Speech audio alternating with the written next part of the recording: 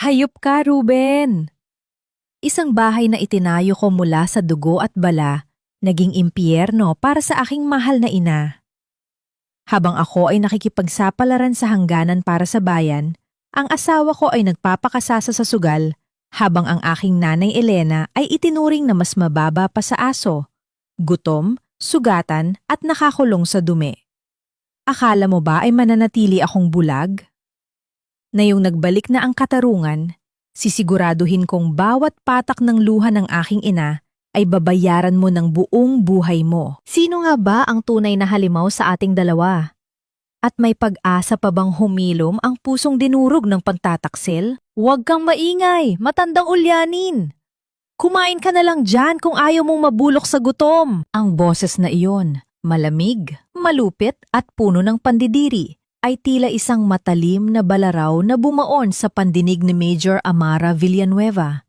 Hindi siya makapaniwala. Ang boses na iyon ay hindi nagmula sa isang kaaway sa gitna ng labanan, kundi mula sa sarili niyang asawa, si Ruben.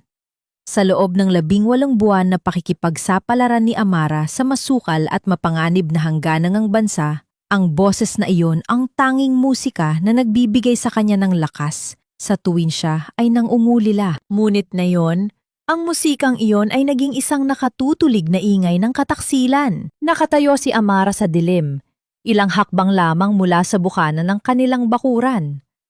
Hawak niya ang isang maliit na kahon na naglalaman ng mga pasalubong para sa kanyang ina, mga paboritong kakanin at isang bagong kapanalana upang hindi ito ginawin sa gabi. Ang kanyang uniforme ay may bahid pa ng alikabok mula sa mahabang biyahe, at ang kanyang puso ay nag-uumapaw sa pananabik na mayakap ang kanyang nanay Elena. Ngunit ang pananik na iyon ay biglang napalitan ng isang malamig na kilabot na gumapang sa kanyang buong katawan. Dahan-dahan niyang binitawan ang kanyang bag sa damuhan. Walang ingay na nalaglag ang mga gamit na simbolo ng kanyang pagbabalik. Ang kanyang lalamunan ay tila tiniklan ng libu-libong karayom at ang bawat tibok ng kanyang puso ay naging isang mabigat na pasanin sa loob ng kanyang dibdib. Hindi siya makahinga. Ang hangin sa paligid na dati ay amoy bulaklak ng kalachuchi ay tila naging amoy ng nabubulok na dambuhala. Amara? Babe, ikaw na ba yan? Isang tindig na puno ng peking gulat ang bumasag sa katahimikan. Lumabas si Ruben mula sa madilim na bahagi ng likod bahay, mabilis na nag-aayos ng kanyang polo, at pilit na ibinabalik ang ngiti sa kanyang mga labi. Ngunit ang ngiting iyon ay hindi umabot sa kanyang mga mata, na tila mga mata ng isang hayop na nahuling nagnanakaw. Ruben, nasaan si nanay? Ang tanong ni Amara ay halos isang bulong, puno ng pang-inginig na pinipilit niyang supilin bilang isang opisyal ng militar. Lumapit si Ruben. Tila gustong yakapin ang asawa. Ngunit naramdaman niya ang malamig na pader na nakatayo sa pagitan nila. Babe, I'm so sorry. Hindi ko agad nasabi sa'yo sa sulat. Si Nanay Elena. Stroke. At pagkatapos noon, nawala na siya sa sarili. Naging agresibo siya, Amara. Sinisira niya ang mga gamit, nananakit. Kailangan ko siyang i-isolate para sa sarili niyang kaligtasan. Please, intindihin mo ako. Napakahirap ng pinagdaanan ko rito habang wala ka. Ang bawat salita ni Ruben ay tila isang mabisang lason na unti-unting pumapatay sa natitirang tiwala sa puso ni Amara. Gusto niyang maniwala. Gusto niyang isipin na ang lalaking pinangakuan niya ng habang buhay ay hindi magagawang manakit ng isang matandang walang laban. Ngunit ang kanyang instinct, ang kanyang kasanayan bilang isang sundalo, ay nagsasabing may malaking mali sa bawat kilos ni Ruben. Nang gabing iyon, matapos ang isang hapunan na puno ng mabigat na katahimikan at mga pekeng kwento ni Ruben tungkol sa kanyang paghihirap, hindi nagawang ipikit ni Amara ang kanyang mga mata. Habang mahimbing ang tulog ni Ruben, dahan-dahang bumangon si Amara. Ang kanyang mga paa ay tila may sariling isip na dinala siya patungo sa likod ng bahay kung saan ang isang luma at kalawanging kulungan ng aso ay nakatayo sa ilalim ng malaking puno ng mangga. Ang kulungan ay nababalot ng isang itim na banyos. Tila tinatago ang isang lihim na hindi dapat makita ng sinuman. Sa bawat hakbang ni Amara, ang langit-ngit ng tuyong dahon sa ilalim ng kanyang mga tsinelas ay tila isang babala. Maririnig ang isang mahina at paos na rito ng paghinga. Isang tunog na hindi katulad ng sa isang hayop, kundi isang tunog ng pagdurusa ng isang tao. Nanginginig ang mga kamay ni Amara nang hawakan niya ang dulo ng banyos. Sa isang mabilis na hila, ang buong katotohanan ay bungungad sa kanya sa ilalim ng malamlam na liwanag ng buwan. Ang kanyang nanay Elena, ang babaeng nagpalaki sa kanya ng mag-isa. Ang guro na palaging maayos ang pananamit at may mabangong amoy ng sampagwita, ay nakahiga sa malamig at maruming semento ng kulungan ng aso. Ang kanyang ina ay payat na payat. Ang mga buto sa kanyang balikat ay tila lalabas na sa manipis niyang balat. Ang kanyang buhok ay gulo-gulo at may mga bakas ng dumi. Wala siyang suot, kundi ang isang lumang duster na punit-punit na. Sa tabi ng kanyang ulo ay may isang maliit na plastik na plato na naglalaman ng mga tuyong tira ng kanin na tila inamag na. Nanay! Ang salitang iyon ay hindi lumabas sa bibig ni Amara bilang isang tinig, kundi bilang isang hikbi na pilit niyang pinigil sa kanyang lalamunan. Ang sakit ay tila isang malaking alon na tumama sa kanya, nag-iwan sa kanya ng pakiramdam na siya ay nalulunod sa gitna ng tuyong lupa. Napansin ni Amara ang isang bagay na kumikinang sa gitna ng putikan sa gilid ng kulungan. Pinulot niya ito. Ito ang kaisa-isang crepe na pilak na may hugis ng bulaklak ng sampaguita. Ang paboritong palamuti sa buhok ng kanyang ina na ibinigay ni Amara bago siya umalis para sa misyon. Ang crepe na iyon, na dati ay simbolo ng dangal at ganda, ay ngayon ay puno na ng kalawang at putik, tulad ng buhay ng kanyang ina sa kamay ng kanyang asawa. Tila naramdaman ng matanda ang presensya ng isang tao. Dahan-dahang iminulat ni Nanay Elena ang kanyang mga mata. Noong ay puno ito ng takot, tila inaasahan ang isang sampal o isang mura. Ngunit nang magtama ang kanilang mga paningin, isang mahinang kislap ng pagkilala ang sumilay sa malalamlam na mata ng ina. Ang kanyang nanginginig na kamay ay pilit na itinaas patungo sa bakal na rehas ng kulungan. Ang boses ay tila isang kaluskos ng tuyong papel, halos hindi marinig. Ngunit para kay Amara, ito ang pinakamasakit na tawag na narinig niya sa buong buhay niya. Inabot ni Amara ang kamay ng kanyang ina at idiniit ito sa kanyang pisingi. Ang balat ng kanyang ina ay tila isang tuyong dahon, malamig at walang buhay. Sa sandaling iyon, ang Major Amara na kilala sa pagiging matapang at walang kinatatakutan ay gumuho.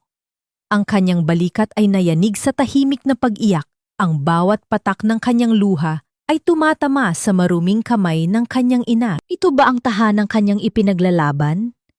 Ito ba ang dahilan kung bakit niya ibinuhos ang kanyang dugo at pawis sa hangganan ng bansa upang sa kanyang pagbabalik ay makita ang kanyang pinakamamahal na ina na itinuturing na basura sa loob ng sarili nitong bakuran? Ang katahimikan ng gabi ay biglang nabasag ng tunog ng mabibigat na yabag ng paa mula sa beranda. Ang ilaw sa likod bahay ay biglang bumukas, nagbibigay ng isang nakasisilaw na liwanag na nagpadilim sa paligid. Amara, anong ginagawa mo riyan sa labas sa ganitong oras? Ang boses ni Ruben ay muling narinig, ngunit sa pagkakataong ito, wala na ang lambing. Ang boses nito ay puno ng awtoridad at isang banta na hindi maitatago. Nakatayo siya sa dulo ng beranda, hawak ang isang mahabang galing na kahoy na madalas niyang gamitin para disiplinahin ang mga aso. Tumingin si Amara sa kanyang asawa at sa unang pagkakataon, hindi na pag-ibig ang nakikita niya. Ang nakikita niya ay isang halimaw na nakasuot ng balat ng tao. Ang kanyang kamay ay dahan-dahang gumapang sa kanyang bewang. kung saan palaging nakasukbit ang kanyang kasanayan at ang kanyang panunumpa sa katarungan. Ngunit ang takot sa mga mata ng kanyang ina ang nagpatigil sa kanya. Kung lalaban siya ngayon, ano ang mangyayari kay Nanay Elena?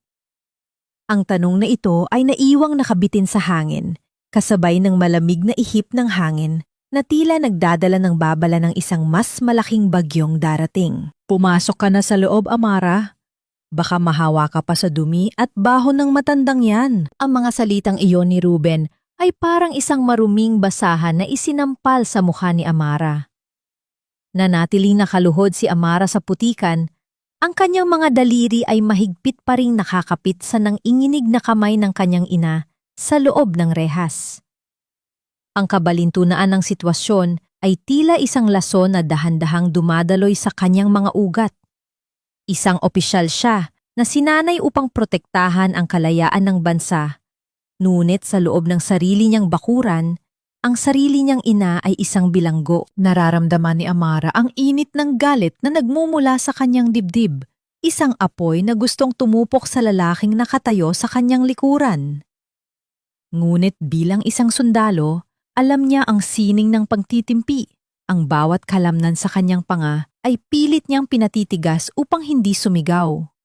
Ang kanyang puso ay parang isang ibon na nagpupumigla sa loob ng isang masikip na hawla. Dinudurog ng pighati at ng katotohanang hindi niya ito inaasahan mula sa lalaking pinagkatiwalaan niya ng kanyang buhay. Amara, nakikinig ka ba? Sinasabi ko sa'yo, hindi na siya ang Nanay Elena na kilala mo. Pagpapatuloy ni Ruben, ang kanyang boses ay naging malambing na tila isang mapanlinlang na ahas. Lumapit siya at dahan-dahang ipinatong ang kanyang kamay sa balikat ni Amara. Naging bayulente siya matapos ang stroke. Ilang beses niya akong sinubukang saktan. Sinisira niya ang mga gamit sa loob ng bahay. Ginagawa ko lang ito para sa kaligtasan nating lahat. Lalo na ngayong narito ka na. Dahan-dahang tumayo si Amara, bit-bit ang krep na pilak na puno ng putik. Hinarap niya si Ruben sa ilalim ng maliwanag na ilaw ng beranda. Nakita niya ang kislap ng pawis sa noo ng asawa, ang mabilis na pagkurap ng mga mata nito, mga senyales ng isang taong nagsisinungaling. Sa loob ng 18 buwan, ang mukhang ito ang tanging hinahanap-hanap niya sa bawat gabi ng labanan. Ngunit ngayon, ang bawat linya sa mukha ni Ruben ay tila isang mapa ng kataksilan. Kailangan ba talagang sa kulungan ng aso, Ruben? May pera naman tayong iniwan para sa kanya. Ang boses ni Amara ay tuyo. Walang emosyon. Isang pader na itinayo niya upang itago ang nagbabagang mitya sa loob. Bumuntong hininga si Ruben, pilit na nagpapakita ng pagod. Babe, you don't understand the stress I went through. Ang lahat ng perang ipinapadala mo napunta sa mga gamot niya, sa mga doktor na halos linggo-linggo nating binabayaran. Pero wala, lala lang siyang lumalala. I had no choice. Ang bahay na ito ang tanging natitira sa atin at kailangang manatili itong maayos. Dr. Galvez, dagdag pa ni Ruben, siya ang nagsabing kailangang ilayo si nanay sa mga tao dahil baka may magawa siyang masama. It's for her own good, Amara. Believe me, mas masakit para sa akin ang makita siyang ganyan. Gusto ni Amara na idura ang katotohanan sa mukha nito, ngunit pinigilan niya ang sarili. Ang paglusob ng walang plano ay kamatayan sa labanan. Kailangan niyang maging tuso. Kailangan niyang maging anino sa loob ng sarili niyang tahanan. Sige, Ruben. Siguro nga masyado lang akong nabigla. Sabi ni Amara, ang kanyang mga mata ay nanatiling nakatitig sa asawa hanggang sa ito na ang unang umiiwas ng tingin. Pagod lang ako. Gusto ko nang magpahinga. Nakahinga ng maluwag si Ruben, isang tagumpay na panandalian na gumuhit sa kanyang mga labi. Inakbayan niya si Amara patungo sa loob ng bahay, ngunit bawat dampi ng balat nito ay tila isang uod na gumagapang sa katawan ng babae. Pagpasok sa loob, ang bawat sulok ng bahay na dati ay puno ng alaala ng pagmamahal. ay tila naging isang madilim na museo ng kasinungalingan. Hating gabi na nang marinig ni Amara ang malalim at regular na paghinga ni Ruben sa tabi niya. Ito ang pagkakataong hinihintay niya. Dahan-dahan siyang bumangon. Ang bawat kilos ay kasing tahimik ng isang pusang naghahanap ng biktima. Hindi niya kailangan ng armas na bakal. Ang kailangan niya ay ang katotohanang nakatago sa ilalim ng mga dokumentong iniwan niya sa asawa. Tumuloy siya sa maliit na opisina ni Ruben, kung saan naroon ang isang lumang vault na pag-aari pa ng kanyang ama. Alam niya ang kombinasyon, ang petsa ng kanilang kasal. Isang petsa na dati ay sagrado, ngunit ngayon ay isa na lamang susi sa impyerno. Sa bawat pihit ng numero, ang mahinang tunog ng mekanismo ng bakal ay tila isang mabigat na pintig ng puso sa gitna ng katahimikan ng gabi. Nang sa wakas ay bumigay ang kandado, dahan-dahang bumukas ang pinto ng vault. Sa loob, hindi ang mga titulo ng lupa o ang kanilang ipon ang bumungad sa kanya. Isang makapal na shopping ng mga papel ang bumagsak sa kanyang harapan. Ang kanyang mga kamay ay nanginghinig ng buksan niya ang unang pahina. Hindi ito mga resibo ng ospital o gamot. Ito ay mga resibo mula sa mga illegal na pasugalan sa labas ng lungsod. May mga sulat kamay na kasunduan ng pangungutang na may mataas na interes at ang bawat isa ay may lagda ni Ruben.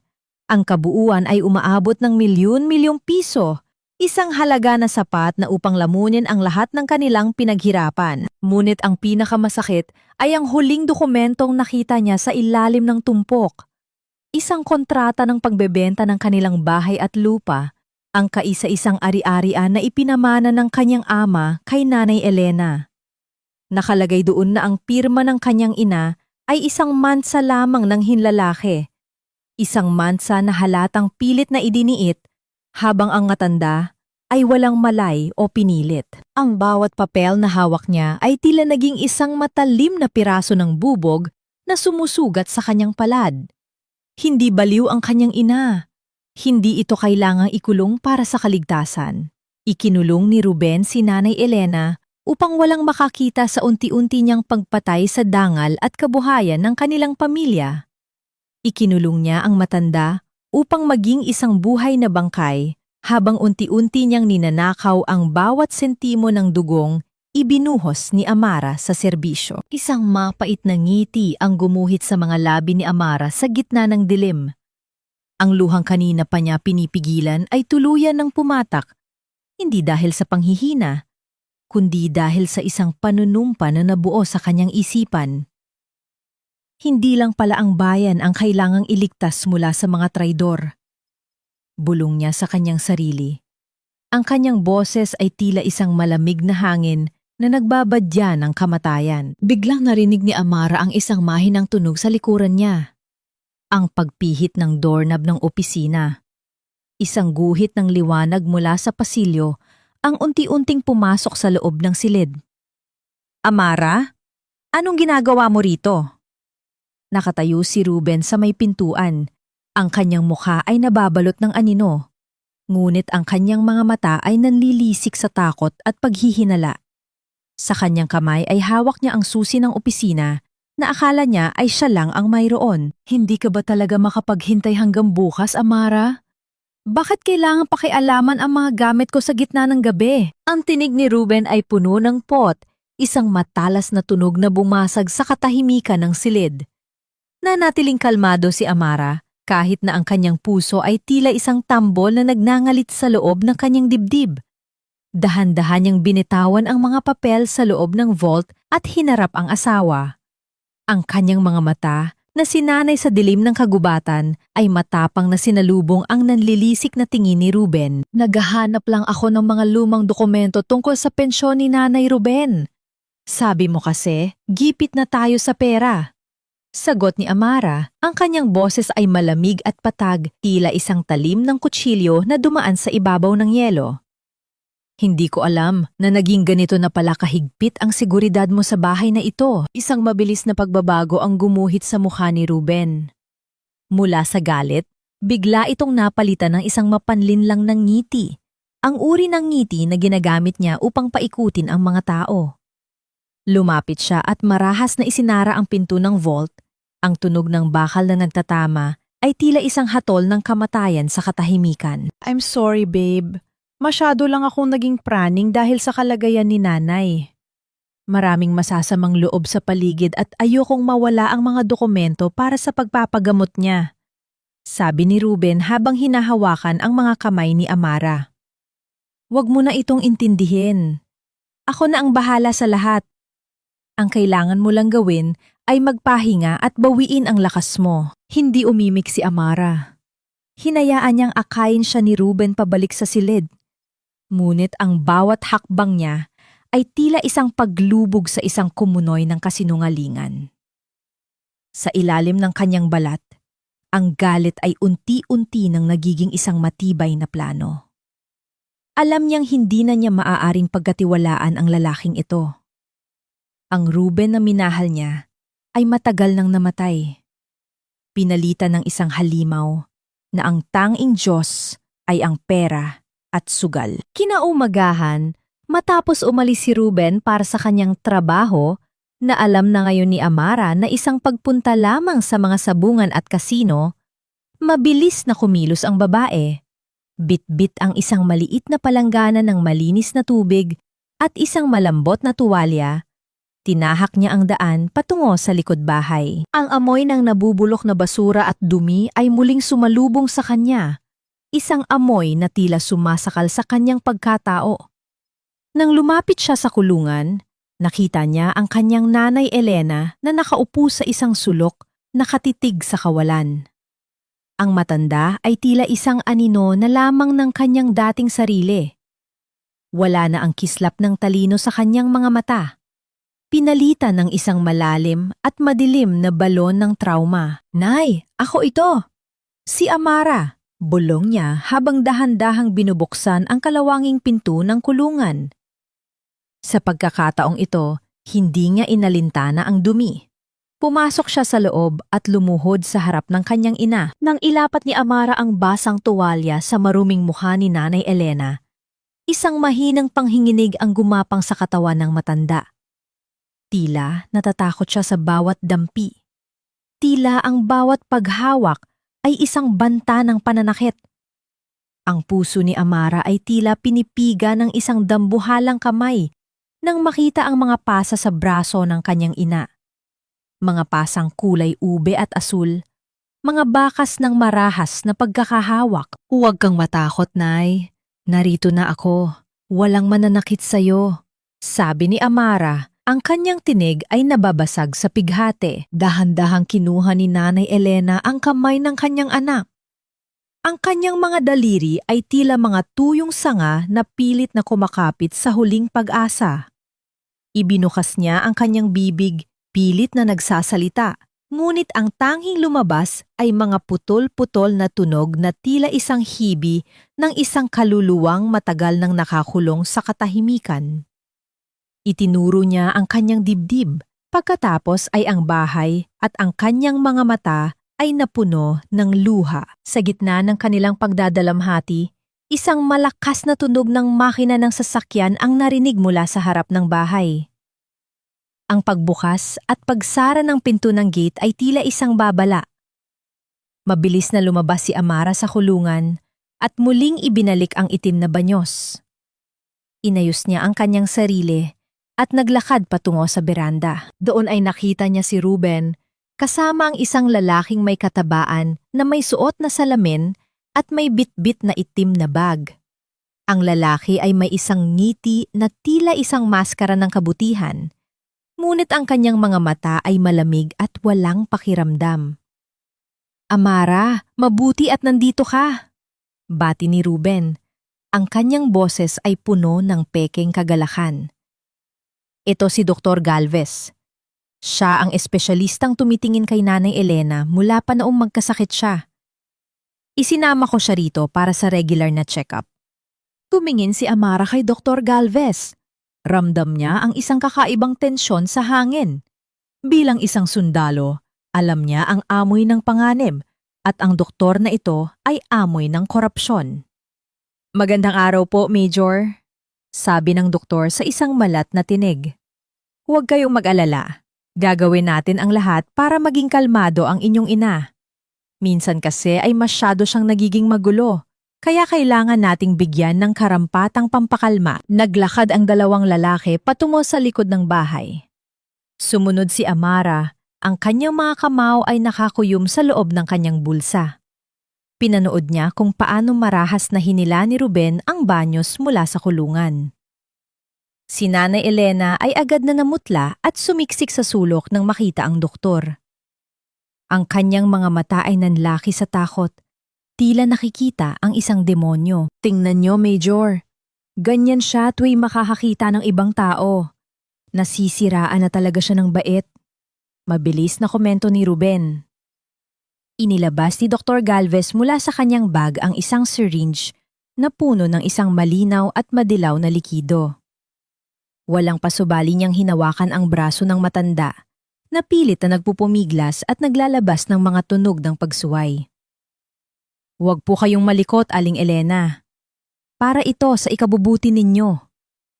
Sabi ng doktor sa isang boses na walang bahid ng awa. Bago pa man makapagsalita si Amara, mabilis na ibinaon ng doktor ang karayom sa manipis na balat ng kanyang ina. Nakita ni Amara kung paano biglang tumigas ang katawan ni Nanay Elena. Ang kanyang mga mata ay tumirik at pagkatapos ay unti-unting naging matamlay at nawala ng buhay. Ang matanda ay tila isang manika na pinutulan ng tali, bumagsak sa maruming semento ng kulungan. Ano ang itinurok niyo sa kanya? Tanong ni Amara. Ang kanyang boses ay nanginginig sa galit na pilit niyang sinusupel. Tumingin si Dr. Galvez sa kanya. Isang mapanuyang kislap ang dumaan sa kanyang mga mata.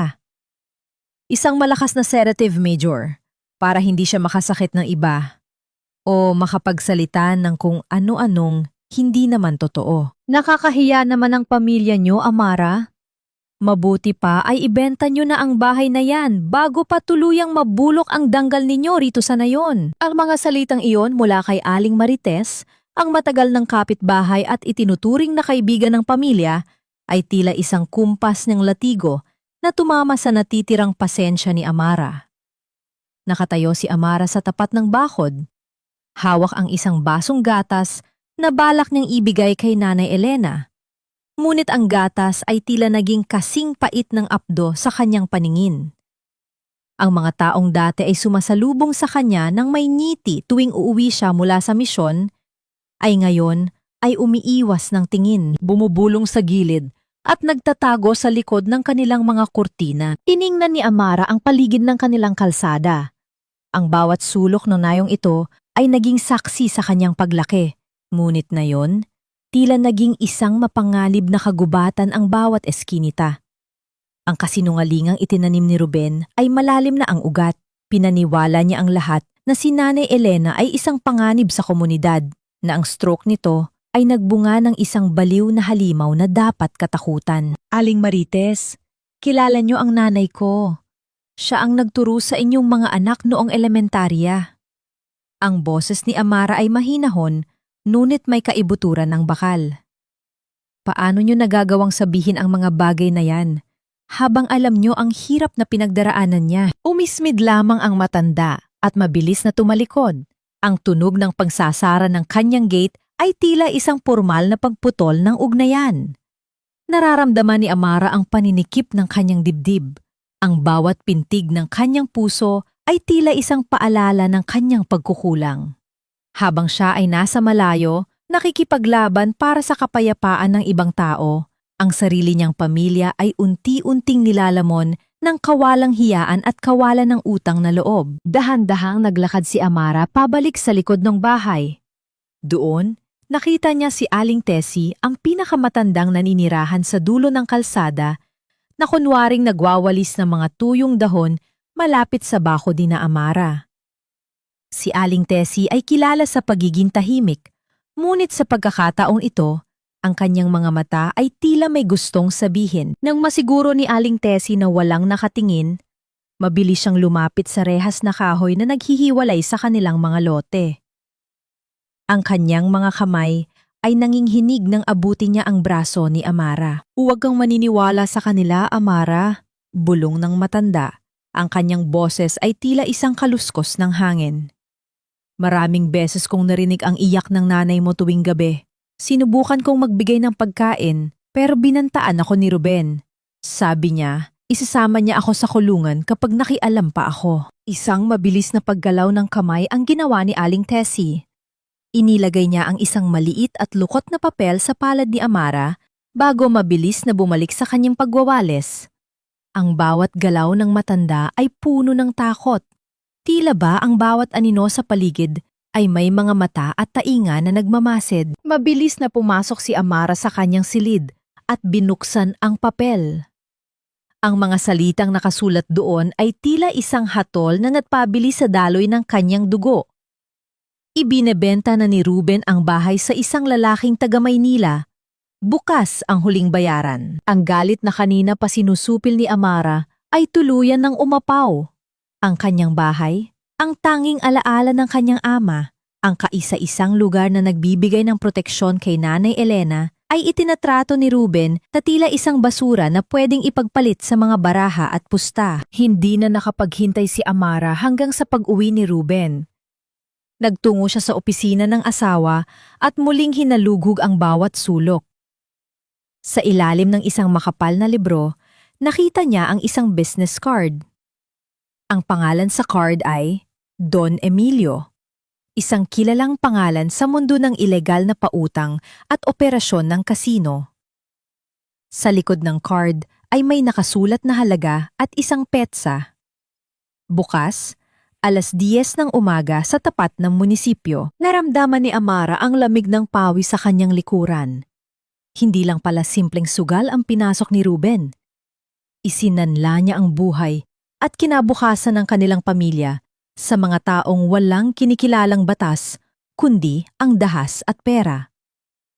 Kung hindi kikilo si Amara, bukas ng gabi ay wala na silang matitirhan, at si Nanay Elena ay tuluyan ng mawawala sa kanyang mga kamay. Isang mahinang tunog ng pagpihit ng doorknob ang narinig ni Amara. Mabilis niyang itinago ang card sa loob ng kanyang palad. Bumukas ang pinto at iniluwa nito si Ruben na may suot na isang mapanuyang ngiti. Ang amoy ng alak at sigarilyo na dala niya ay tila isang polusyon sa loob ng silid. Mukhang abala ang asawa ko, sabi ni Ruben habang dahan-dahang lumalapit. Ang kanyang mga mata ay naniningkit sa paghinala.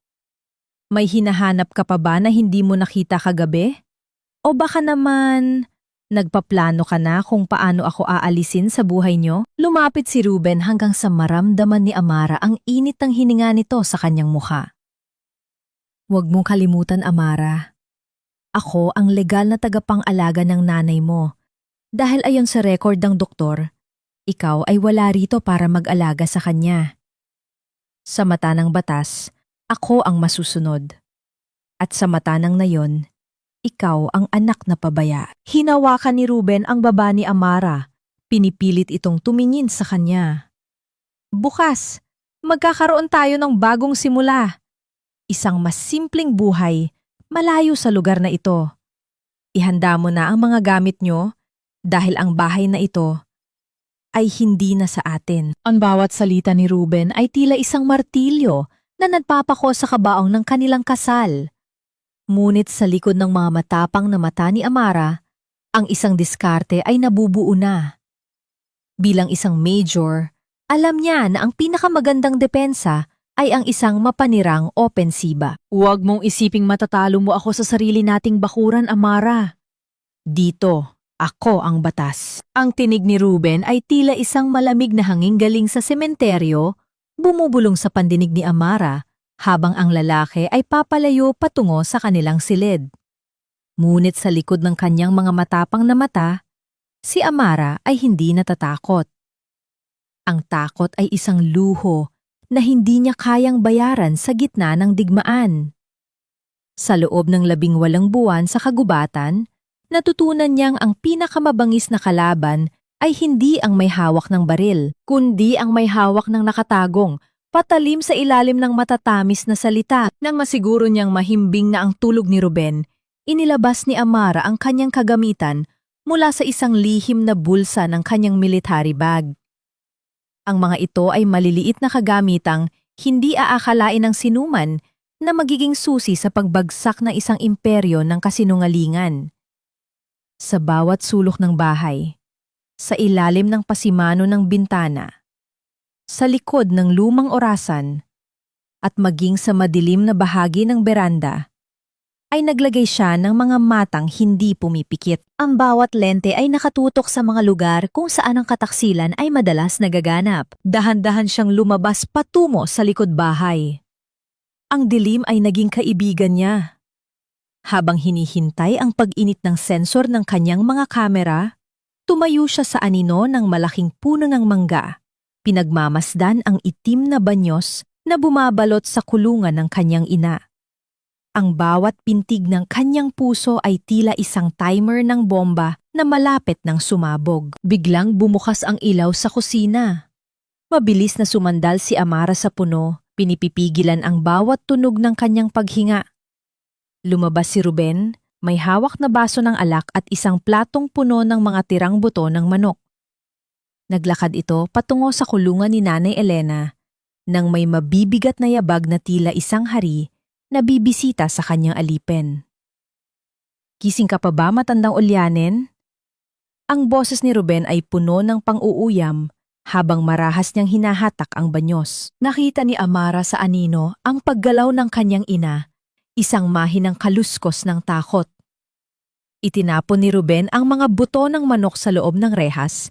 Ang tunog ng pagbagsak ng pagkain sa maruming semento ay tila isang sampal sa dangal ng pamilya Villanueva. Isipin mo, Elena, kung namatay ka na lang sana sa stroke, hindi na sana tayo nahihirapan ng ganito. Pagpapatuloy ni Ruben, ang kanyang tono ay naging mahaba at mapang-ape. Dahil sa'yo, kailangan ko magsinungaling sa asawa ko. Dahil sa'yo, hindi ko magamit ang perang dapat ay para sa akin. Isang pabigat ka na lang sa mundong ito. Tingnan mo ang sarili mo. Nakakulong sa dumi, gutom, at walang sinumang maniniwala sa'yo kahit sumigaw ka pa ng tulong. Humigpit ang kapit ni Amara sa balat ng puno ng mangga hanggang sa bumaon ang kanyang mga kuko sa magaspang na kahoy. Ang bawat salita ni Ruben ay isang sugat na malalim, isang mantsa na hindi na mabubura ng kahit anong hihinghing tawad. Pinanood niya kung paano ininom ni Ruben ang kanyang alak bago muling magsalita. Bukas, kapag naibenta ko na ang bahay na ito, dadalhin kita sa isang lugar kung saan walang makakahanap sa'yo. Doon ka na mabulok. At si Amara, mapapaniwala ko siyang namatay ka dahil sa panghihina. Ganoon ako katalino, Elena. Ganoon kayo kadaling paikutin ng anak mong sundalo. Tumalikod na si Ruben at pumasok sa loob. Iniwan ang matanda na nanginginig sa dilim. Ito ang ebidensyang kailangan ni Amara. Ang bawat salita ni Ruben ay naitala ng kanyang mga kamera, isang sandata na mas matalas pa sa anumang bala. Nang muling bumalik ang katahimikan, hindi na nakapagpigil si Amara. Alam niyang kailangan na niyang iligtas ang kanyang ina bago dumating ang umaga. Kinuha niya ang isang maliit na set ng lock-picking tools. Lumapit siya sa kulungan. Ang kanyang mga kamay ay nanginginig, hindi dahil sa takot, kundi dahil sa nag-uumapaw na pagmamahal at pot. Nay, kaunting tiis na lang. Ilalabas kita rito. Bulong ni Amara habang isinusuksok ang manipis na bakal sa kandado. Ang bawat mahinang tunog ng mekanismo ng bakal sa loob ng padlock ay tila isang nakabibinging ingay sa gitna ng gabi. Isang pihit pa, isa na lang. Ang pawis ay tumatulo na mula sa kanyang noo patungo sa kanyang mga mata. Ngunit hindi siya kumukurap. Nararamdaman na niya ang pagluwag ng kandado. Ngunit biglang bumukas ang pinto sa likuran ng bahay. Isang malakas na liwanag mula sa isang flashlight ang tumama ng direkta sa mukha ni Amara. Amara, anong ginagawa mo riyan? Ang boses ni Ruben ay puno ng galit at gulat. Narinig ni Amara ang mabilis na pagtakbo ng asawa pababa ng hagdan ng beranda.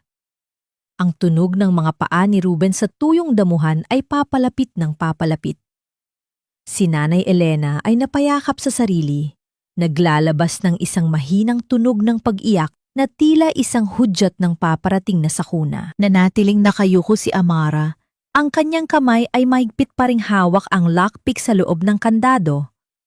Ang oras ay tila huminto at ang tanging naririnig niya ay ang galit na tibok ng kanyang sariling puso. Sinasabi ko na nga ba, Amara? Hindi ka talaga makapaghintay na sirain ang lahat ng paghihirap ko para sa pamilyang ito. Ang tinig ni Ruben ay tila isang hagupit ng latigo sa gitna ng katahimikan ng gabi. Ang liwanag mula sa kanyang flashlight ay nakatutok ng direkta sa mga mata ni Amara, nagpapahapdi sa kanyang paningin at nagpapakita ng bawat butil ng pawis sa kanyang no. Nanatiling nakaluhod si Amara. Ang kanyang mga daliri ay mabilis na ikinubli ang manipis na bakal sa loob ng kanyang palad bago pa man ito mapansin ng asawa. Narinig kong umiiyak si Nanay Ruben. Akala ko ay may nangyaring masama. Ang boses ni Amara ay mahinahon, ngunit may tonong nagbababala na tila isang bulkang malapit ng sumabog. Gusto ko lang siyang damayan. Hindi ko alam na kailangan ko na palang humingi ng permiso para lapitan ang sarili kong ina. Lumapit si Ruben. Ang bawat hakbang niya sa tuyong damuhan ay tila isang mabigat na banta. Sinabi ko na sa'yo, mapanganib siya sa gabi. Ang ginagawa mo ay hindi pagdamay, kundi kamangmangan. Paano kung saktan ka niya? Paano kung magwala siya at marinig ng mga kapitbahay?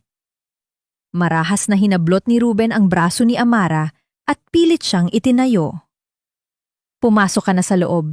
Bukas, magkakaroon tayo ng maliit na salusalo. Kailangan mong maging maayos sa harap ng mga bisita upang patunayan na ang pamilya natin ay nananatiling matatag sa kabila ng pagsubok na ito. Ang gabi ay lumipas na tila isang mahabang bangungot para kay Amara. Hindi siya nakatulog. Binabantayan ang bawat paggalaw ng kanyang mga kamera sa pamamagitan ng kanyang cellphone sa ilalim ng kumot. Nakita niya kung paano muling nilagyan ni Ruben ng mas matibay na kadena ang kulungan ni Nanay Elena bago ito bumalik sa loob ng bahay. Kinaumagahan, ang bahay ay napuno ng ingay at abala. Nagpatawag si Ruben ng mga tauhan upang magluto at mag-ayos ng mga bulaklak sa bakuran. Ang amoy ng litson at iba't ibang putahe ay humahalo sa hangin, isang marangyang pagpapakitang tao na tila isang takib sa baho ng kataksilan na nakabaon sa kanilang bakuran. Inanayahan ni Ruben ang mga opisyal ng barangay, ang ilang mga guro na dating kasamahan ni Nanay Elena at ang mga tsismisang kapitbahay. Kailangang makita nila na inaalagaan natin ang matanda sa abot ng ating makakaya. Bulong ni Ruben kay Amara habang pinipilit siyang isuot ang isang magarang bestido. Ngiti Amara, yan ang tanghing trabaho mo ngayong araw. Nang magsimulang dumating ang mga bisita, ang tawanan at kwentuhan ay naging isang nakabibinging ingay para kay Amara. Nakita niya kung paano magpanggap si Ruben. Yumayakap sa mga bisita, nagkukwento ng kanyang sakripisyo habang nagpapahid ng pekeng luha. Ang mga tao ay tumatango, naaawa sa mabuting asawa na tila ba pasan-pasan ang buong mundo. Sa gitna ng kaganapan, pinalabas ni Ruben si Nanay Elena mula sa likod bahay. Ang matanda ay binihisa ng maayos, inayos ang buhok at nilagyan ng kaunting kolorete sa mukha upang hindi mahalata ang kanyang panghihina.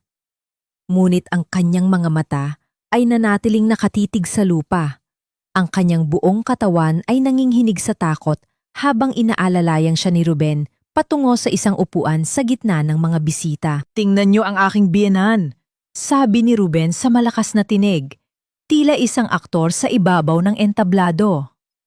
Kahit ganito ang kanyang kalagayan, hindi namin siya pinababayaan. Mahal na mahal namin si Nanay Elena. Hindi ba, Amara? Lalapit sana si Amara upang hawakan ang kamay ng kanyang ina.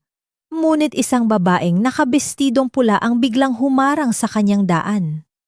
Ang babae ay lalong bata kaysa kay Amara. May makapal na make-up at may ngiting tila nanunukso.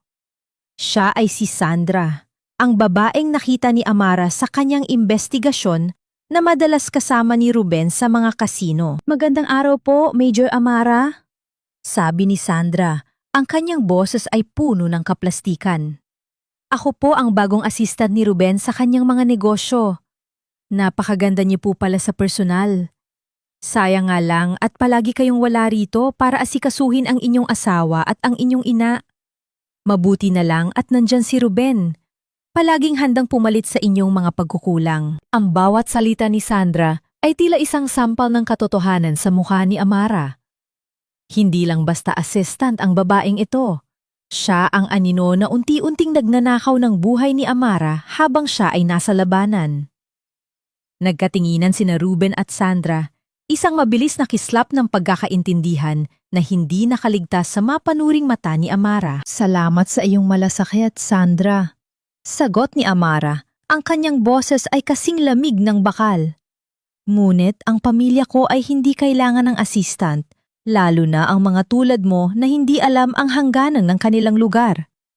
Biglang tumayo si Ruben at itinaas ang kanyang baso ng alak. Isang tagay para sa ating lahat at para sa bagong simula ng pamilya Villanueva Salcedo. Sa sandaling iyon, ang tunog ng isang mabasag na baso ay narinig mula sa dulo ng mesa. Ang lahat ay napalingon. Si Nanay Elena ay nakatayo, nanginginig ang kanyang kamay habang nakaturo kay Sandra. Ang kanyang mga labi ay gumagalaw, pilit na naglalabas ng tunog, hanggang sa isang paos na sigaw ang lumabas sa kanyang lalamunan. Ikaw? Sa bahay. Ang lahat ay natahimik. Ang mga mata ni Ruben ay nanlisik sa takot na baka may masabing hindi dapat ang matanda. Mabilis siyang lumapit at hinawakan ng mahigpit ang braso ni Nanay Elena na naging sanhi ng pagbaing ng matanda sa sakit. Pasensya na po kayo, nagwawala na naman ang matanda. Sigaw ni Ruben sa mga bisita. Kailangang maibalik na siya sa kanyang silid bago pa siya makapanakit. Habang pilit na kinakaladkad ni Ruben ang matanda pabalik sa likod bahay, may isang bagay na nahulog mula sa bulsa ni Sandra. Isang susi na may palamuting katulad ng susi ng vault sa opisina ni Ruben. Mabilis itong pinulot ni Amara bago pa man makita ng iba. Walang kwentang asawa, Ruben. Ni hindi niya napapansin na nasa ilalim na ng kanyang ilong ang lahat ng kailangan natin. Ang halahak ni Sandra ay tila isang matalim na piraso ng basag na bote na humihiwa sa katahimikan ng gabi. Nakatayo si Amara sa likod ng makapal na kurtina ng silid-aklatan. Ang kanyang katawan ay kasing tigas ng semento habang pinagmamasdan ang dalawa sa pamamagitan ng isang maliit na awang sa pinto.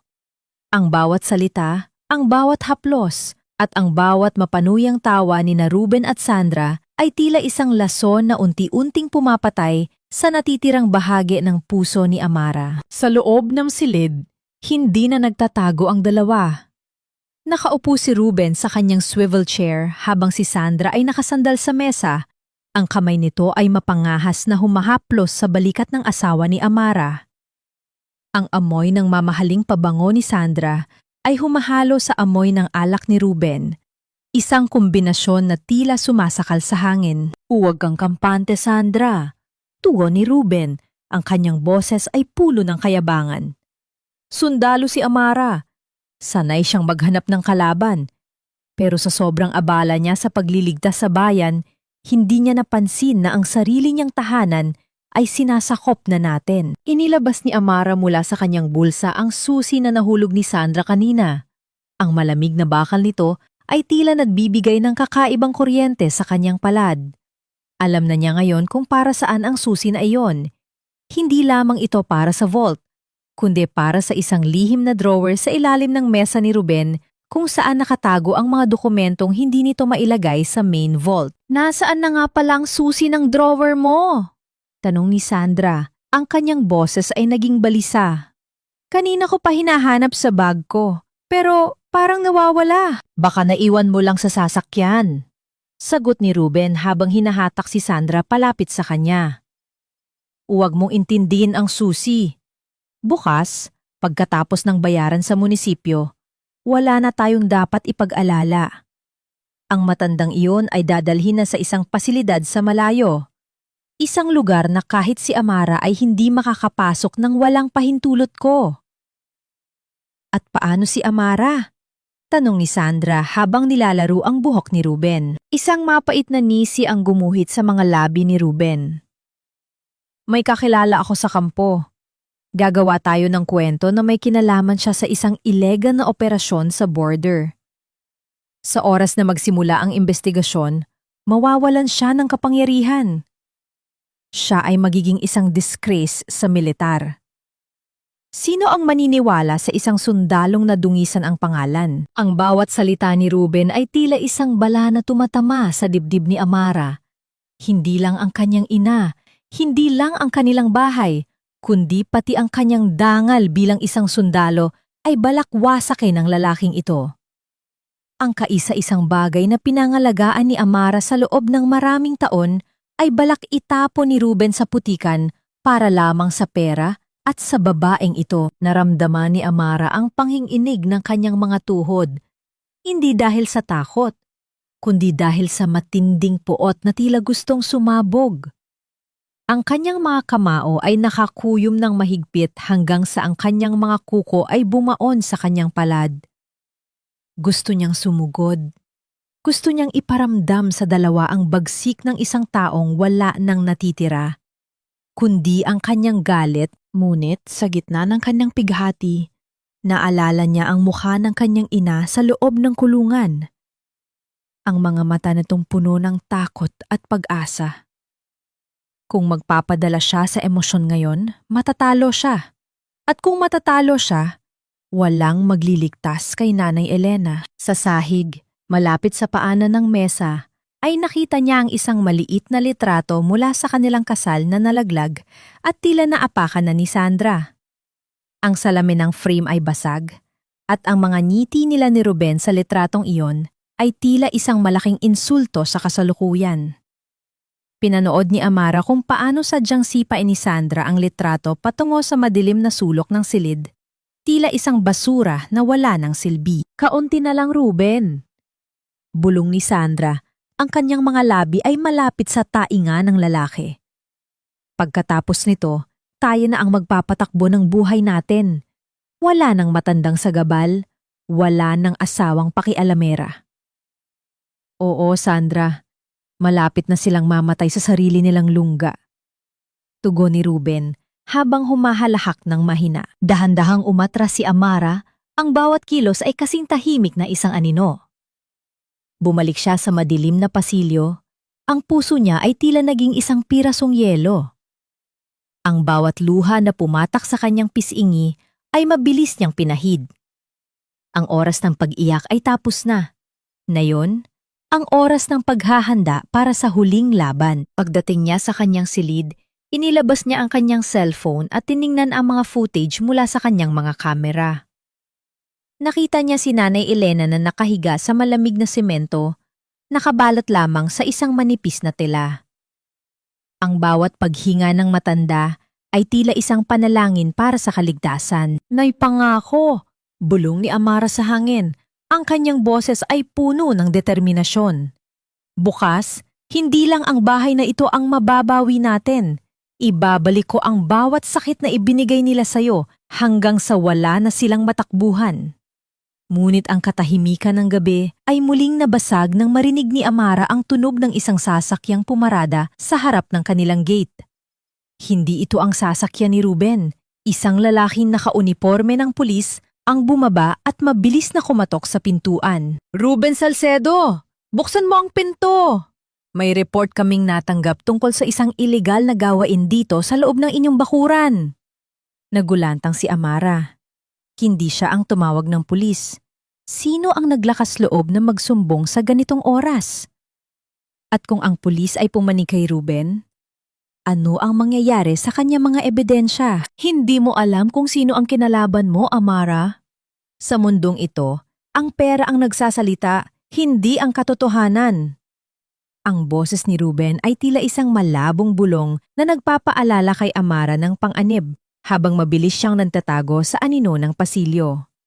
Ang pagdating ng pulis sa gitna ng gabi ay hindi isang aksidente. Sa bawat tibok ng kanyang puso, nararamdaman ni Amara ang isang malamig na pagdududa. Ang pulis na iyon ay hindi narito upang madligtas. Narito siya dahil sa utos ni Ruben. Binuksan ni Ruben ang pinto ng may pekeng gulat. Ang kanyang mukha ay tila isang maamong tupa sa harap na opisyal. SPO1 Castillo. Mabuti at napadpad kayo rito. Pasensya na sa ingay. Ang asawa ko kasi, alam nyo na, galing sa gyera. Medyo hindi pa maayos ang pag-iisip. Akala niya ay may mga kriminal dito sa loob ng bahay. Naririnig ni Amara ang bawat salita mula sa kanyang pinagtataguan. Ang bawat kasinungalingan ni Ruben ay tila isang piraso ng bakal na idinidiit sa kanyang balat. Ginagamit nito ang kanyang pagiging sundalo laban sa kanya. Pinagmumukha siyang baliw sa harap ng batas upang mawala ng saysay ang anumang ebidensyang hawak niya. Habang abala si Ruben sa pang-aliw sa pulis, isang pagkakataon ang nakita ni Amara. Mabilis siyang lumabas sa bintana ng silid-aklatan at gumapang patungo sa likod bahay.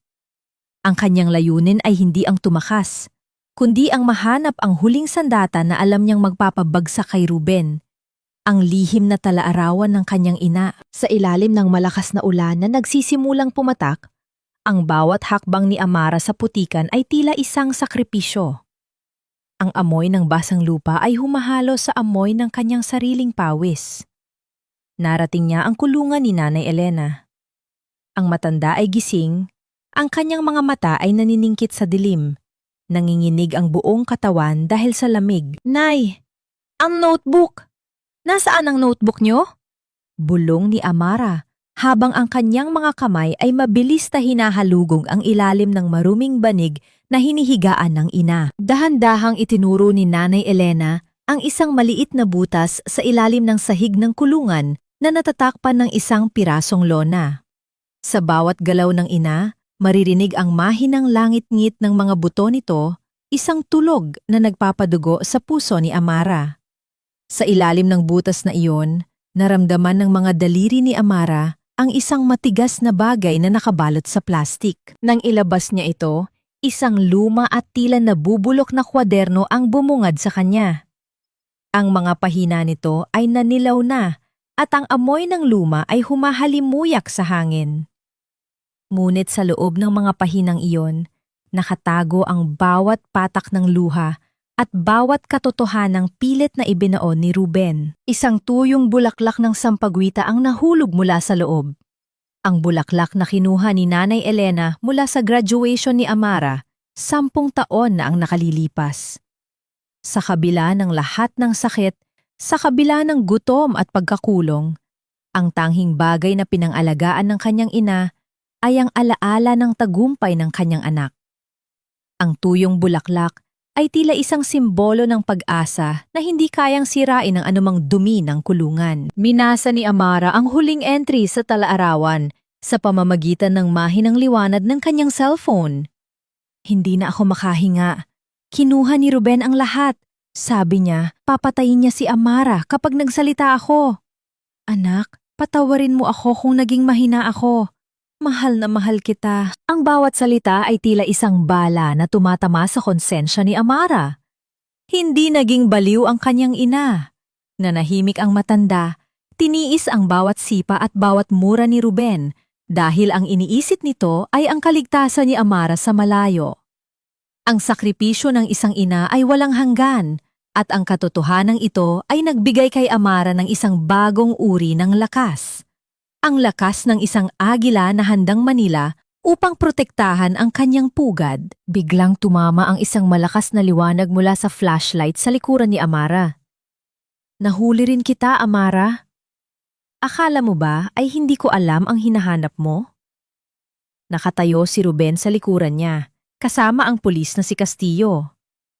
Ang mukha ni Ruben ay wala na ang maskara ng kabaitan. Ang tanging naroon ay ang isang madilim at mapanganib na ngiti. Ang pulis ay dahan-dahang inilalabas ang kanyang posas. Ang tunog ng bakal na nagdatama ay tila isang hatol na walang takas. Major Amara Villanueva, inaaresto kita sa salang tangkang pagpatay at pagiging bayolente sa loob ng tahanan. Sabi ni Castillo sa isang boses na walang emosyon. Tumingin si Amara kay Ruben. Pagkatapos ay sa talaarawan na mahigpit niyang yakap sa kanyang dibdib. Ang ulan ay patuloy na bumubuhos, tila nakikiramay sa paitang sandali. Ngunit sa gitna ng panganib, ang mga mata ni Amara ay hindi na nagpapakita ng takot. Ang kanyang dugo ay nananalaytay na ang tapang na isang sundalo at ang pot ng isang anak. Ang akala mo ba ay ito na ang katapusan, Ruben? Bulong ni Amara, ang kanyang boses ay mas matatag pa sa bagyong dumarating. Ngayon mo makikita kung paano lumaban ng isang taong wala nang natitira, kundi ang katotohanan. Bago pa man makalapit ang pulis, isang tunog ng isa pang sasakyan ang pumarada sa labas. Ngunit sa pagkakataong ito, ang tunog ng sirena ay hindi katulad ng sa pulis. Ito ay mas malakas, mas seryoso. Isang pangkat ng mga lalaking nakauniporme ng militar, ang mabilis na bumaba at pinalibutan ang bakuran. Huwag kang mabilis maghusga, Ruben. Ang akala mo bang katarungan ay nabibili? Nagkakamali ka. Ang tinig ni Colonel Hontiveros ay parang isang dagundong ng kulog na nagpatahimik sa buong bakuran. Ang ulan ay tila naging maliliit na kristal sa ilalim ng mga headlight ng sasakyang militar na nakapalibot sa kanila. Si Ruben ay napabitaw sa braso ni Amara. Ang kanyang mukha na kanina ay puno ng kayabangan ay biglang naging kasing puti ng papel. Maging ang pulis na si Castillo ay dahan-dahang ibinaba ang kanyang posas.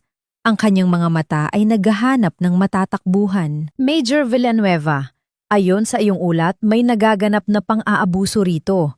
Ngunit ano itong nakikita ko?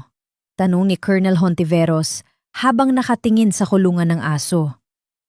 Ang bawat salita niya ay may bigat ng awtoridad na hindi matatanggihan. Sir, isang malaking pagkakamali ito. Mabilis na singit ni Ruben, ang kanyang boses ay nanginginig. Ang asawa ko ay hindi pa magaling mula sa kanyang misyon. Siya ang nananakit sa akin at ang matandang yan, siya ay may sakit sa isip. Tumingin si Amara sa kanyang asawa. Isang mapait at malamig na ngiti ang sumilay sa kanyang mga labi. Alam niyang hindi sapat ang dalhin ang militar upang tapusin ang laban na ito. Kailangan niyang wasakin si Ruben mula sa loob. Kailangang makita ng lahat ang tunay na kulay ng halimaw na ito sa isang paraang hindi niya maitatanggi. Colonel, pasensya na sa abala, sabi ni Amara. Ang kanyang boses ay mahinahon ngunit puno ng talim. Masyado lang naging emosyonal ang gabi. Bilang respeto sa aking asawa, nais ko siyang anyayahan sa isang huling hapunan sa loob ng bahay.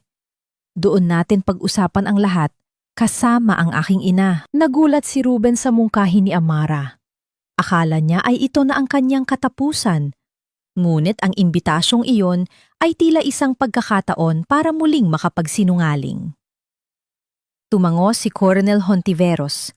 Bagaman ang kanyang mga mata ay nananatiling mapanuri. Sa loob ng bahay, ang lamesa ay inihanda ng may kakaibang karangyaan.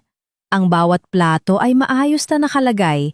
Ang mga kubyertos ay kumikinang sa ilalim ng ilaw ng chandelier. Ngunit ang hangin sa loob ng silid-kainan ay tila punong-puno ng kuryente. Nakaupo si Ruben sa kabisera. Ang kanyang mga kamay ay hindi mapakali sa ilalim ng lamesa. Sa tapat niya ay si Amara at sa tabi nito ay ang kanyang nanay Elena na nakaupo sa isang wheelchair, nakabalot sa isang malinis na kumot. Ngunit ang mga mata ay puno pa rin ng pait. Kumain ka, Ruben. Paborito mo itong kare-kare na niluto ko. Sabi ni Amara habang dahan-dahang nagsasali ng pagkain sa plato ng asawa. Ang bawat galaw niya ay tila isang ritual ng kamatayan. Dumaan nang kumuha si Amara ng isang kutsarang kanin at maingat itong isubo kay Nanay Elena. Ang kamay ng matanda ay nanginginig habang tinatanggap ang pagkain mula sa kanyang anak. Sa loob ng maraming buwan, ito ang unang pagkakataon na kumain ang ina sa isang maayos na lamesa, hindi sa maruming semento. Ang mga mata ni Nanay Elena ay naluluha habang ninanamnam ang lasa ng pagmamahal na matagal na ipinagkait sa kanya. Bakit mo ginagawa ito, Amara? Tanong ni Ruben. Ang kanyang boses ay tila isang kaluskos ng tuyong dahon. Anong laro ito? Laro? Hindi ba't ikaw ang mahilig sa laro, Ruben? Tugon ni Amara habang tinititigan ng diretsyo ang asawa. Ang bawat barahan na itinaya mo, ang bawat pirma na pineke mo, at ang bawat turok ng gamot na ibinigay ni Dr. Galvez kay nanay.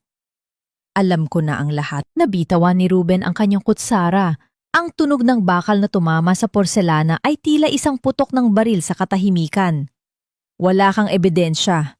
Ang lahat ng sinasabi mo ay gawa-gawa lang ng isang isipang pagod. Ebidensya? Kinuha ni Amara ang kanyang cellphone at inilapag sa lamesa.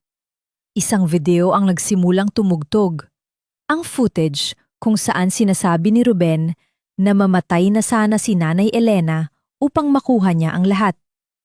Ang bawat salitang mapanlait, ang bawat mura at ang bawat sipa ni Ruben ay malinaw na narinig sa buong silid kainan. Namutla si Ruben. Ang kanyang hininga ay naging mabilis at mababaw. Lumingon siya sa pinto, ngunit nakatayo roon ang mga tauhan ni Colonel Hontiveros, tila mga rebulto ng katarungan na hindi papayag na may makatakas. Ngunit may isa pa akong gustong malaman, Ruben. Pagpapatuloy ni Amara, ang kanyang boses ay naging mas malalim at mas mapanganib. Ang pagkain na nasa harap mo, may napansin ka bang kakaiba? Biglang hinawakan ni Ruben ang kanyang tiyan. Ang kanyang mga mata ay nanlaki sa takot. Anong inilagay mo rito? Ang parehong pampakalma na ibinibigay niyo kay Nanay Elena araw-araw. Bulong ni Amara habang dahan-dahang lumalapit ang kanyang mukha sa asawa. Gusto ko lang maramdaman mo kung paano ang mawalan ng kontrol sa sariling katawan. Kung paano ang maging isang bilanggo sa loob ng sarili mong isipan habang ang mundo ay nanonood sa iyong pagbagsak. Ang pawis ay tila mga butil ng yelo na tumutulo mula sa noo ni Ruben. Sinubukan niyang tumayo, ngunit ang kanyang mga binti ay tila naging yelo. Walang lakas upang suportahan ang kanyang bigat. Bumagsak siya pabalik sa upuan. Ang kanyang paningin ay nagsisimulang lumabo. Hayop ka, Amara. Ang huling salita na lumabas sa kanyang bibig bago ang kanyang ulo ay bumagsak sa lamesa, dahilan upang tumapon ang baso ng tubig na tila isang simbolo ng kanyang natapong danggal. Tumingin si Amara kay Nanay Elena. Ang matanda ay nakatingin sa kanyang asawa, hindi nang may puot, kundi nang may isang malalim na awa. Sa sandaling iyon, naramdaman ni Amara ang bigat ng kanyang ginawa. Ang katarungan ay masarap sa simula, ngunit ang pait ng katotohanan ay nananatiling nakadikit sa kanyang lalamunan. Biglang tumunog ang cellphone ni Ruben na nasa ibabaw ng lamesa. Isang mensahe mula kay Sandra ang lumitaw sa screen. Nakaalis na ako kasama ang pera. Salamat sa lahat, Ruben. Mamatay ka na sa bilangguan. Hindi na tayo babalik sa bahay na yon, Nay. Pangako ko yan sa inyo. Ang boses ni Amara ay tila isang malambot na kumot na nagbabalot sa pagod na katawan ni Nanay Elena. Nakaupo sila sa loob ng isang madilim na ambulansya ng militar. Ang tanging liwanag ay nagmumula sa mga ilaw ng poste sa kalsada na mabilis na dumaraan sa labas ng bintana. Ang tunog ng makina at ang ritmikong paggalaw ng sasakyan ay tila isang awit ng paglaya. Sa wakas, ang mga kadena ng kasinungalingan at pang-aabuso ay tuluyan ng naputol. Hawak ni Amara ang malamig na kamay ng kanyang ina. Ang bawat sugat, ang bawat pasa at ang labis na pagnipis ng balat ng matanda ay isang alaala ng mga gabi na hindi na maibabalik pa. Sa ilalim ng magaan na ilaw ng ambulansya, nakita ni Amara ang isang manipis na ngiti na dahan-dahang gumuguhit sa mga labi ng kanyang ina. Isang ngiti na tila isang bulaklak na pilit na namumukadkad sa gitna ng tigang na lupa. Nang iwan nila ang bahay, si Ruben ay nakabulagta pa rin sa sahig ng silid kainan, walang malay at pinalilibutan ng mga sundalo. Ang mga ebidensya at ang video ng kanyang kalupitan ay sapat na upang makulong siya sa mahabang panahon. Ngunit para kay Amara, ang pagkabilanggo ng asawa ay hindi ang tunay na katarungan. Ang tunay na katarungan ay ang makitang muli ang liwanag ng pag-asa sa mga mata ng kanyang ina. Nakarakating sila sa isang ligtas na pasilidad medikal na pag-aari ng militar sa kabilang bayan. Dito, malayo sila sa mga matang mapanghusga at sa mga tsismisang kapitbahay na walang ginawa kundi magbingi-bingihan noong si Nanay Elena ay humihingi ng tulong. Mabilis na inasikaso ng mga doktor at nurse ang matanda. Binigyan siya ng malinis na higaan, mainit na pagkain, at mga gamot na tunay na makakatuton sa kanyang paggaling. Hindi ang mga lasong itinurok ni Dr. Galvez. Lumabas si Amara sa pasilyo ng ospital at umupo sa isang mahabang upuang bakal. Ang pagod ng 18 buwang misyon at ang bigat ng pagtapaksil ng kanyang asawa ay tila sabay-sabay na bumagsak sa kanyang mga balikat. Ipinikit niya ang kanyang mga mata at hinaya ang tumulo ang mga luha na kanina pa niya pinipigilan. Ang bawat luha ay tila isang patak ng dugo mula sa kanyang nagdurugong puso. Naganap ng lumapit sa kanya si Colonel Hontiveros, bit-bit ang isang baso ng mainit na kape. Inilapag ng matandang opisyal ang kape sa tabi ni Amara at umupo ng may malalim na buntong hininga. Alam ko ang pakiramdam ng ipaglaban ng bayan at umuwing wasak ang sariling tahanan, Amara. Sabi ni Colonel Hontiveros. Ang kanyang boses ay puno ng pag-unawa. Huwag mong sisihin ang sarili mo. Ang mga halimaw na tulad ng asawa mo ay magaling magtago ng kanilang pangil hanggang sa makuha nila ang gusto nila. Pero Colonel, ako ang sundalo. Ako ang dapat na nagpuprotekta sa ina ko. Sagot ni Amara habang pinapahid ang kanyang luha gamit ang likod ng kanyang kamay. Habang nakikipagpalitan ako ng bala sa hangganan, ang ina ko ay nakikipaglaban sa kamatayan sa loob ng kulungan ng aso na ako ang nagpatayo. At dahil doon, nagkaroon ka ng mas malalim na dahilan para lumaban. Tugon ni Colonel. Hindi tayo natatalo sa mga digmaan na hindi natin inaasahan. Natatalo tayo kung susuko tayong lumaban para sa mga taong mahal natin.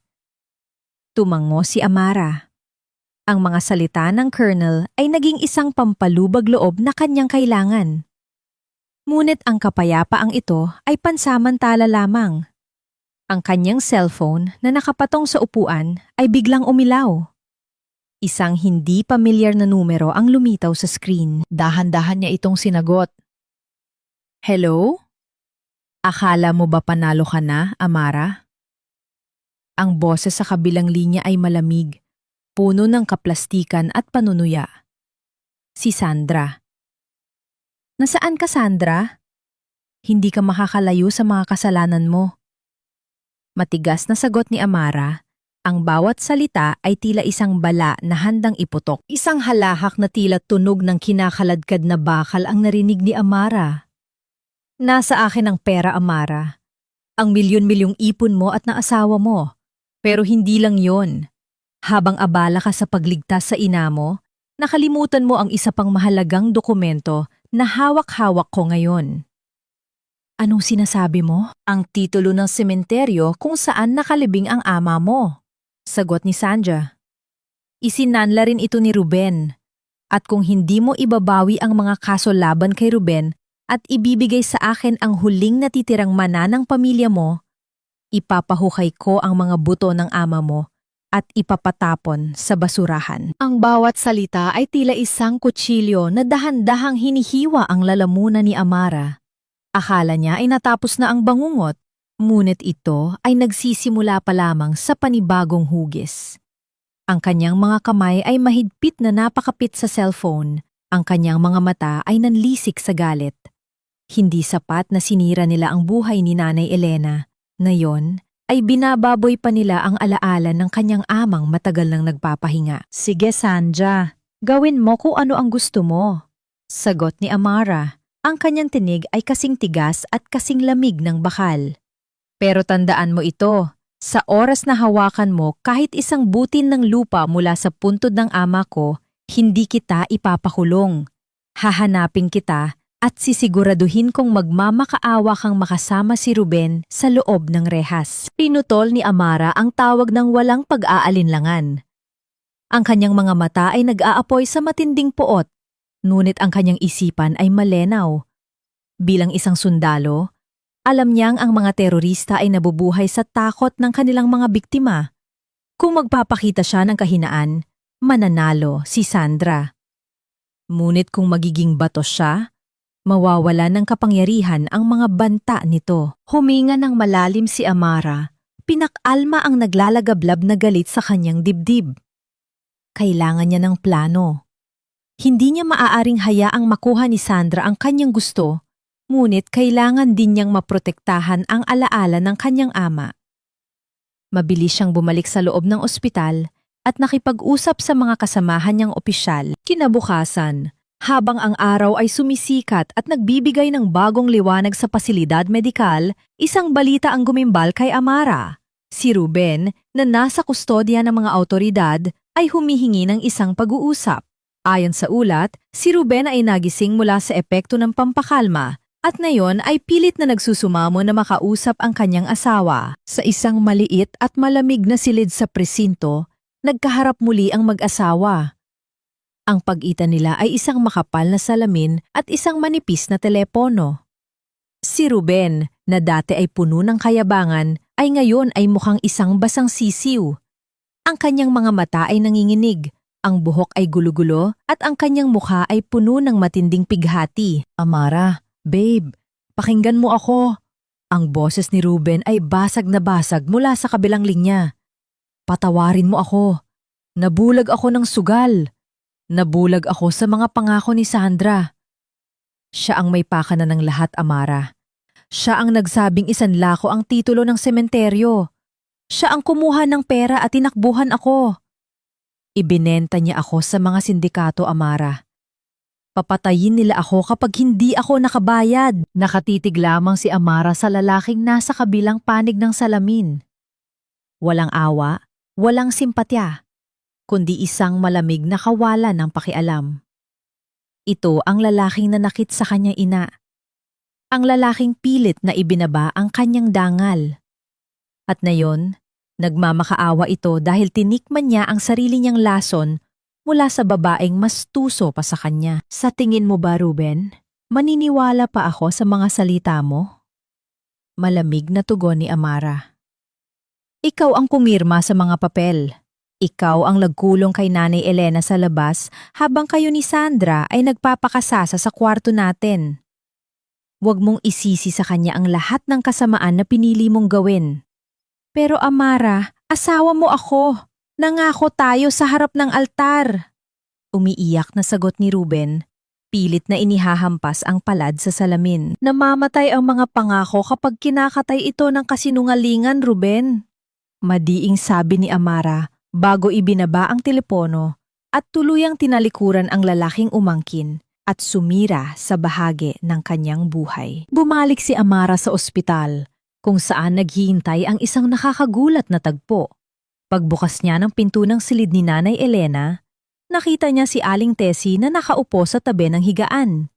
Ang kapitbahay na minsang nag-abot sa kanya ng lihim na mensahe ay naroon, umiiyak habang hawak ang kamay ng kanyang ina. Amara, patawarin mo ako kung hindi ako naging matapang noong una.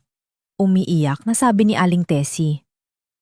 Pero nang malaman ko kung ano ang ginawa sa inyo, hindi na ako nakatulog. Pumunta ako sa barangay. Sinabi ko ang lahat ng nalaman ko, kasama ang tungkol sa babaeng laging pumupunta sa inyo, si Sandra. Naganap ng dahan-dahang iminulat ni Nanay Elena ang kanyang mga mata at mahinang hinaplos ang mukha ni Aling Tessie, isang senyales ng pagpapatawad sa kabila ng pananahimik nito noon. Ang kapangyarihan ng patawad mula sa isang pusong sinugatan ay tila isang liwanag na nagtataboy sa huling bahid ng dilim. Ngunit ang pagkakataong iyon ng kapayapaan ay muling naantala. Isang tawag ang pumasok sa cellphone ni Amara mula kay Colonel Hontiveros. Amara, natagpuan na namin si Sandra. Sabi ng Colonel, ang boses ay seryoso. Pero may problema. Hindi siya nag-iisa. Kasama niya ang mga armadong tauhan ng sindikato at naghihintay sila sa sementeryo kung saan nakalibing ang ama mo. Ang impormasyong iyon ay tila isang malamig na patalim na itinutok sa leeg ni Amara. Hindi sila bluffing. Handa silang tapusin ang lahat, handang sirain ang huling pahina ng kasaysayan ng pamilya Villanueva.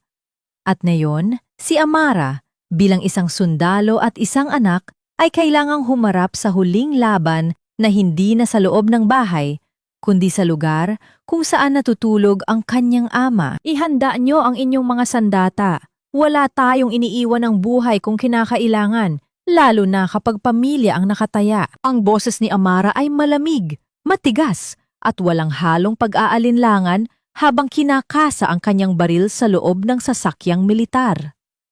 Ang 18 buwang misyon sa hangganan ay tila isang ensayo lamang para sa gabing ito. Sa kanyang tabi, ang mga piling sundalo ni Colonel Hontiveros ay tahimik na tumango.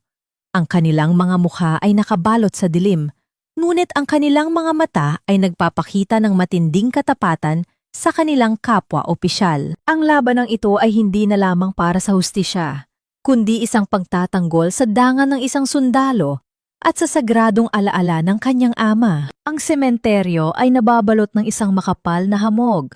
Ang mga ilaw mula sa post ay tila mga namamatay na kandila, hindi sapat upang liwanagan ang malalaking puntod at mausoleo na nakatayo na parang mga tahimik na saksi. Nang pumarada ang mga sasakyang militar sa labas ng bakod, hindi na nila kailangan ng sirena. Ang katahimikan ang kanilang pinakamabisang sandata. Mabilis, ngunit maingat, na gumalaw ang grupo ni Amara. Sa bawat hakbang nila sa ibabaw ng mga tuyong dahon at damo, ang hangin ay nagdadala ng amoy ng lupa at lumang kandila.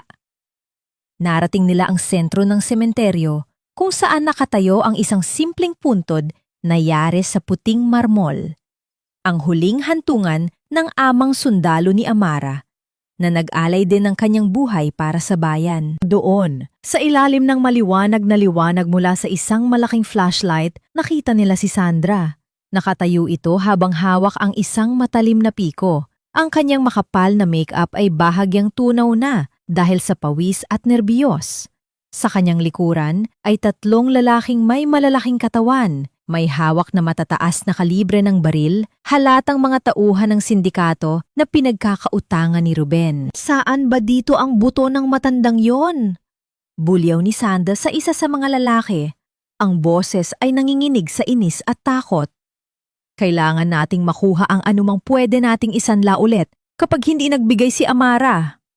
Biglang bumukas ang 2 malalaking spotlight mula sa mga sasakyang militar na pumasok sa likurang bahagi ng sementeryo, bumulag sa mga mata ni Sandra at ng kanyang mga kasama.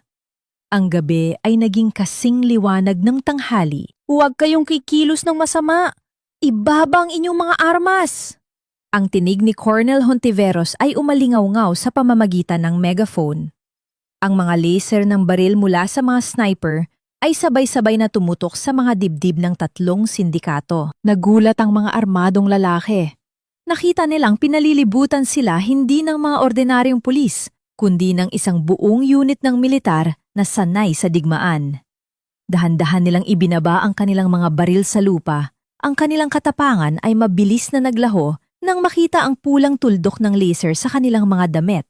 Sila ay mga maton na sanay sa pananakot, ngunit hindi sila tanga upang lumaban sa mga lehitimong sundalo. Ngunit si Sandra ay hindi sumuko. Sa sobrang gulat at kaba, itinapat niya ang hawak niyang piko malapit sa lapida ng ama ni Amara. Ang kanyang kamay ay nanginginig ng husto. "Huwag kayong lalapit! Wawasakin ko ang lapidang ito!" Sigaw ni Sandra. Ang kanyang boses ay tila isang pusa na naiipit sa sulok. "Hawak ko ang titulo! Ako ang may karapatan sa lupang ito ngayon!" Dahan-dahang lumabas si Amara mula sa anino ng mga puno. Ang kanyang uniforme ay maayos. Ang kanyang tindig ay matatag. Sa bawat hakbang niya papalapit, si Sandra ay tila lalong lumiliit. Karapatan? Ang boses ni Amara ay tila isang malamig na simoy ng hangin na pumapasok sa buto. Ang karapatan, Sandra, ay hindi nakukuha sa pamamagitan ng pagnanakaw o pagsisinungaling sa isang matanda. Ang lapidang tinututukan mo ay pag-aari ng isang bayane, At ang sinusubukan mong kalabanin na yon ay ang kanyang anak. Hindi ako natatakot sa'yo, Amara. Pilit na matapang na tugon ni Sandra, ngunit ang mga luha ay nagsisimula ng tumulo sa kanyang mga mata. Wala na akong babalikan. Kukunin nila ang buhay ko kapag hindi ako nakabayad. Pag-unawa at puot ang dumaan sa mga mata ni Amara. Tiningnan niya si Sandra, hindi bilang isang karibal, kundi bilang isang biktima ng sariling kasakiman. Ang babaeng ito ay naloko rin ng mundong pinasok niya. Ngunit hindi yun sapat upang patawarin ang lahat ng sakit na idinulot nito sa kanyang ina. Ang buhay mo, Sandra, ay matagal mo nang isinuko nang piliin mong makipagkasundo sa isang halimaw na tulad ni Ruben. Kalmadong sagot ni Amara. Ibinaba niya ang kanyang baril at inilagay ito sa kanyang holster. Isang senyales ng kumpiyansa na hindi niya kailangan ng bala upang tapusin ang babaeng ito. Patuloy sa paglapit si Amara hanggang sa ilang pulgada na lamang ang layo niya mula sa piko na hawak ni Sandra. Ang tensyon sa hangin ay tila pwedeng hiwain ng kutsilyo. Gawin mo, Sandra. Ibaon mo yan sa lapida ng ama ko. Hamon ni Amara. Ang mga mata nito ay nakatitig ng diretsyo sa kaluluwa ng babae. Pero siguraduhin mo na mas matigas ang dibdib mo sa parusang igagawad ko sa'yo dahil hindi ka na makakalabas ng buhay sa sementeryong ito. Hindi mo ako madadala sa mga pananakot mo, Amara. Ang boses ni Sandra ay basag na, puno ng desperasyon at takot. Ang kanyang mga kamay na nakakapit sa kahoy na hawakan ng piko ay nanginghinig ng matindi. Ngunit hindi niya ito mabitawan. Sa harap niya ay nakatayo si Amara, kasing tigas ng isang pader na bato, ang mga mata ay walang mababakas na awa. Sa paligid nila, ang mga sundalo ay nanatiling nakaposisyon, hinihintay ang anumang utos mula sa kanilang major. Pananakot? Ang isang malamig na ngiti ay dumaan sa mga labi ni Amara. Hindi ako nananakot, Sandra. Nagbibigay lamang ako ng babala. Alam mo ba kung bakit inilagay ng ama ko ang kanyang puntod sa bahaging ito ng sementeryo? Dahil dito unang sumikat ang araw tuwing umaga. Isang paalala na sa kabila ng dilim, palaging may liwanag na naghihintay. Dahan-dahang itinaas ni Amara ang kanyang kamay at mahigpit na hinawakan ang malamig na bakal ng piko na nakatutok sa lapida.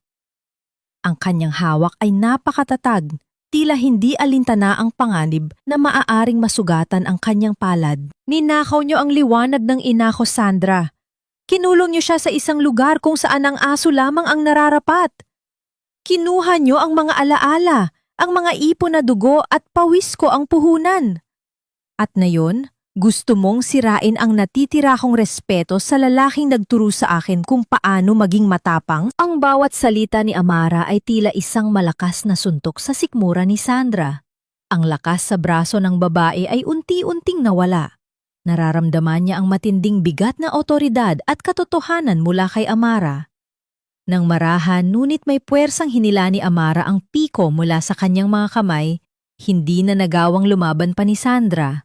Ang piko ay bumagsak sa damuhan na tila isang sumukong sundalo. Bumagsak sa kanyang mga tuhod si Sandra. Ang mukha ay nakatakip sa kanyang mga palad, at ang kanyang malakas na pag-iyak ay umalingaw-ngaw sa katahimikan ng sementeryo. Wala na akong pupuntahan. Papatayin nila ako kapag nalaman nilang hindi ko nakuha ang pera. Tumingin si Amara sa mga armadong lalaki na ngayon ay nakaposas na at binabantayan ng mga sundalo. Ang sindikatong pilit na kumokontrol sa buhay ni Ruben at Sandra ay walang laban sa harap ng tunay na lakas ng batas. Colonel, dalhin niyo na silang lahat. Utos ni Amara nang hindi man lang nililingon ang babaeng nakaluhod sa kanyang harapan. Siguraduhin niyong makuha mula sa kanya ang titulo at ang pera bago siya i-turn over sa mga pulis. Lumapit ang dalawang sundalo at inangat si Sandra mula sa lupa. Habang inilalayo ito, nakita ni Amara ang isang bagay na kumikinang sa bulsa ng jacket ng babae. Mabilis niyang inabot ito. Ito ang titulo ng lupa ng sementeryo kasama ang isang sobreng naglalaman ng mga bankbook na pinangalan sa kanyang ina. Nakabawi na siya. Ang huling piraso ng kanilang dangal ay naisalba na. Nang makaalis na ang mga sasakyan na naglalaman ng mga kriminal, Naiwan si Amara at si Colonel Hontiveros sa harap ng lapida ng kanyang ama.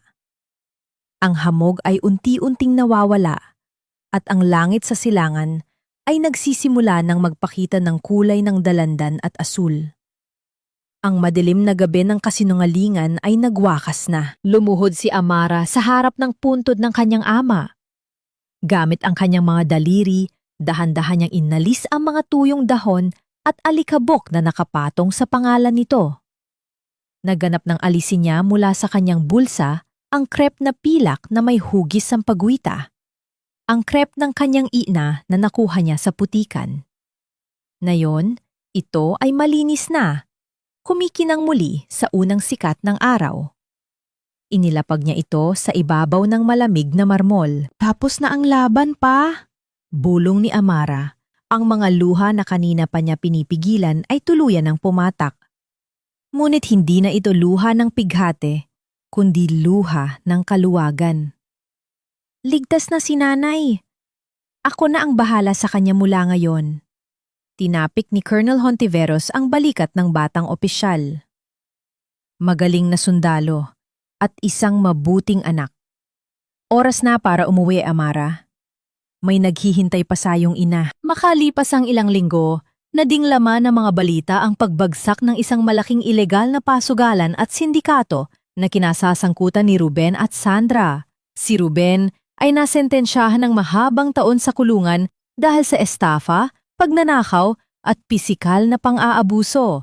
Habang naroon siya sa loob ng malamig na selda, walang dumadalaw sa kanya, walang nagtatanong kung kamusta na siya.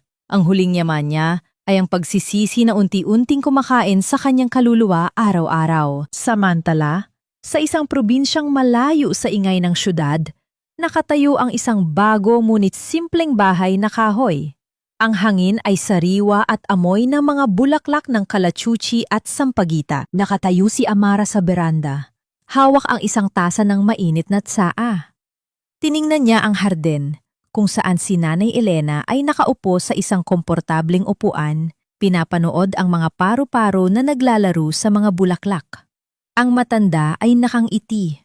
Ang mga sugat sa balat at sa puso ay unti-unti nang naghihilom. Biglang narinig ni Amara ang tunog ng gulong ng sasakyan na huminto sa tapat ng kanilang bakod. Nang lingunin niya ito, nakita niya ang isang lalaking may hawak na isang malaking kahon. Ang lalaki ay nakauniporme, ngunit hindi ito ng militar. Ito ay ang kartero, may dalang isang liham mula sa kampo. Isang sulat na magdadala ng bagong kabanata sa buhay ng mag-ina. Isang sulat mula sa Kampo Krame, ma'am. Sabi ng kartero habang iniaabot ang isang makapal at puting sobre. Ang selyo ng pamahalaan ay malinaw na nakatatak sa gilid nito. Kinuha ito ni Amara at nagpasalamat bago bumalik sa loob ng kanilang bagong tahanan. Ang bahay na ito ay hindi kasing laki ng naiwan nila, ngunit ang bawat sulok ay puno ng liwanag. Wala ng mga madidilim na pasilyo, wala ng mga lihim na vault, at higit sa lahat, wala ng mapanlinlang na mga ngiti. Ang hangin dito ay malayang pumapasok, nagdadala ng amoy ng kapayapaan na matagal nilang inasam. Naupo si Amara sa tabi ni Nanay Elena sa beranda. Ang matanda ay kasalukuyang sinusuklay ang kanyang buhok. Ang kanyang mga mata ay hindi na nagpapakita ng takot, kundi isang malalim na pagkakalmado. Ibinigay ni Amara ang suklay sa kanyang ina at siya mismo ang dahan-dahang nag-ayos ng mga hibla ng puting buhok nito. Pinapangarap ni Amara sa bawat gabing malamig sa hangganan. Ang simpleng alaga na hindi mabibili ng anumang pera. Sino ang nagpadala ng sulat, anak? Mahinang tanong ni Nanay Elena. Ang boses nito ay hindi na nanginghinig. Ang ilang buwang therapy at tamang pag-aalaga ay nagbalik sa kanyang kakayahang magsalita ng maayos, bagaman may naiwan pa ring bakas ng panghihina. Galing ito sa kampo, Nay. Sagot ni Amara habang binubuksan ang sobre. Pinasa niya ang nilalaman, ang kanyang mga mata ay mabilis na nag-scan sa mga formal na salita. Ibinabalik na nila ako sa aktibong serbisyo at Inaalok nila ako ng isang posisyon sa head office. Hindi ko na kailangang bumalik sa border, Nay. Dito na lang ako, malapit sa inyo. Isang mainit na ngiti ang sumilay sa mga labi ni Nanay Elena. Hinawakan niya ang kamay ni Amara at mahigpit itong pinisil. Deserve mo yan, Amara. Nag-alay ka ng dugo para sa iba at nag-alay ka rin ng tapang para sa akin. Ngunit sa ilalim ng papel na yon, may isa pang maliit na sobreng kulay kape na nahulog. Walang selyo ng gobyerno at ang sulat kamay sa labas ay magulo. Tila isinulat ng isang taong nanginginig ang mga kamay. Pamilyar ang panginginig na yon. Galing ito kay Ruben. Bulong ni Amara. Ang kanyang no ay kumunot sa pagdududa. Biglang nanlamig ang hangin. Ang pangalan na iyon ay isang anino na pilit nilang ibinabaon sa nakaraan. Tiningnan ni Amara ang kanyang ina. Naghihintay kung magagalit ito o matatakot. Ngunit nanatiling kalmado si Nanay Elena. Tumango lamang ang matanda. Tila sinasabing handa na siyang harapin ang anumang huling lason na ibubuga ng lalaking nanakit sa kanila. Dahan-dahang binuksan ni Amara ang sobre.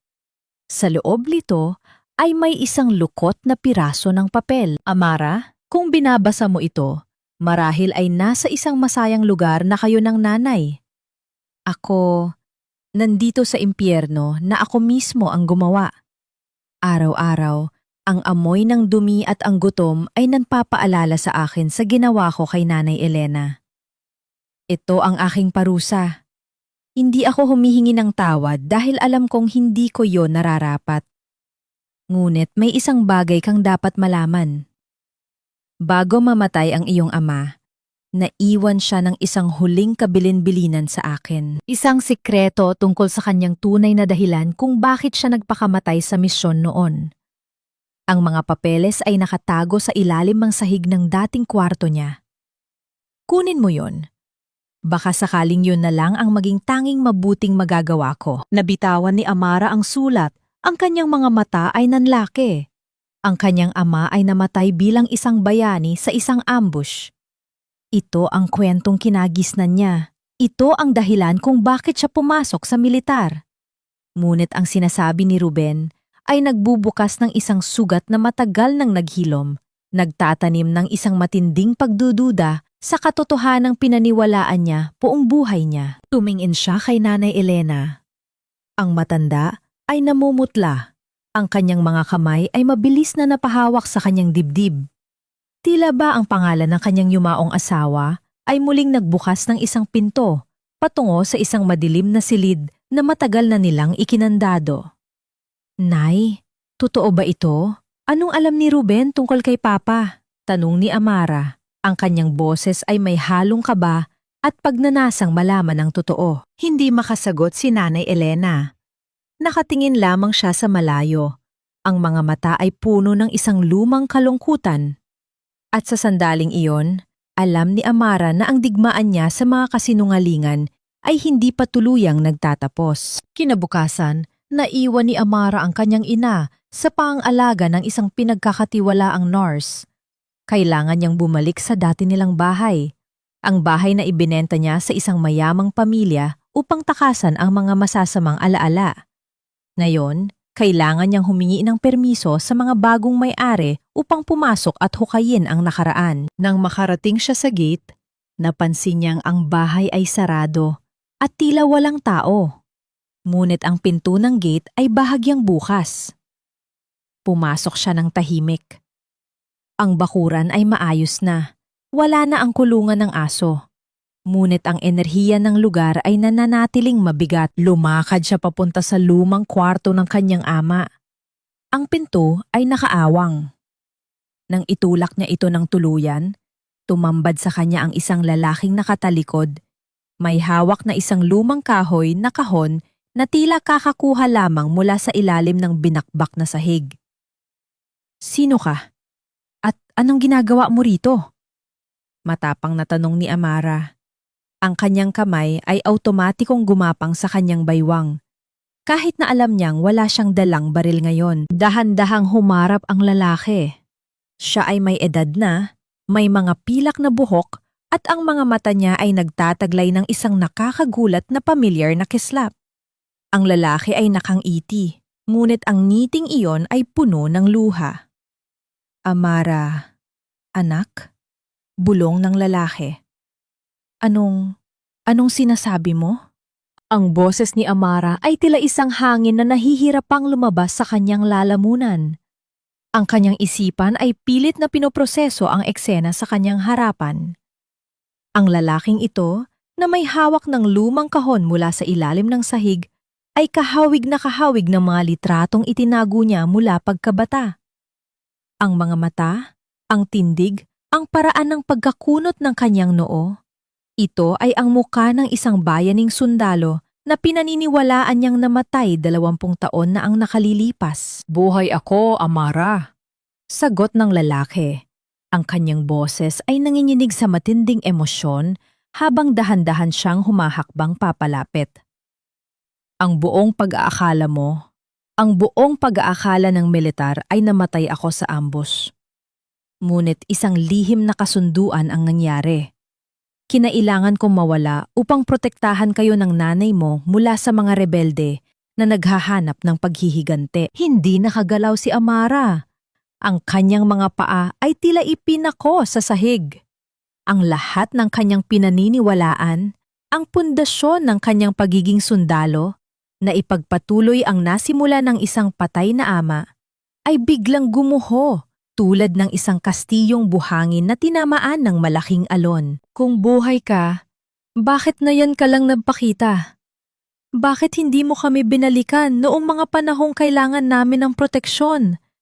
Noong ikinulong ang nanay na parang aso. Nasaan ka? Ang galit, pangungulila at matinding pagkalito ay sumabog mula sa dibdib ni Amara. Ang kanyang mga luha ay umaagos na tila isang basag na gripo. Hindi ko alam, anak. Maniwala ka sa akin, hindi ko alam. Umiiyak na sagot ng kanyang ama. Ibinaba niya ang kahon sa sahig. Nakatago ako sa labas ng bansa sa ilalim ng ibang pangalan. Sinubukan kong makipag-ugnayan kay Ruben ilang taon na, ang nakalilipas ng mabalitaan kong nagpakasal kayo. Nagpadala ako ng pera sa kanya ng palihim upang masigurong hindi kayo magugutom habang naghihintay ako ng pagkakataon na maging ligtas ang pag-uwi. Ngunit, kinuha niya ang pera at sinabi niya sa akin na masaya na kayo at hindi ko na dapat guluhin pa ang buhay ninyo. Ang pangalan ni Ruben ay tila isang lason na muling humalo sa hangin. Ginamit din pala ng halimaw na iyon ang kanyang ama. Ang pagnanakaw, ang pagsisinungaling, ang manipulasyon, ang lahat ng ito ay isang malaking laro para kay Ruben upang masolo ang lahat ng biyaya na dapat ay para kina Amara. Ang kahon na ito, itinuro ng ama ang kahoy sa sahig.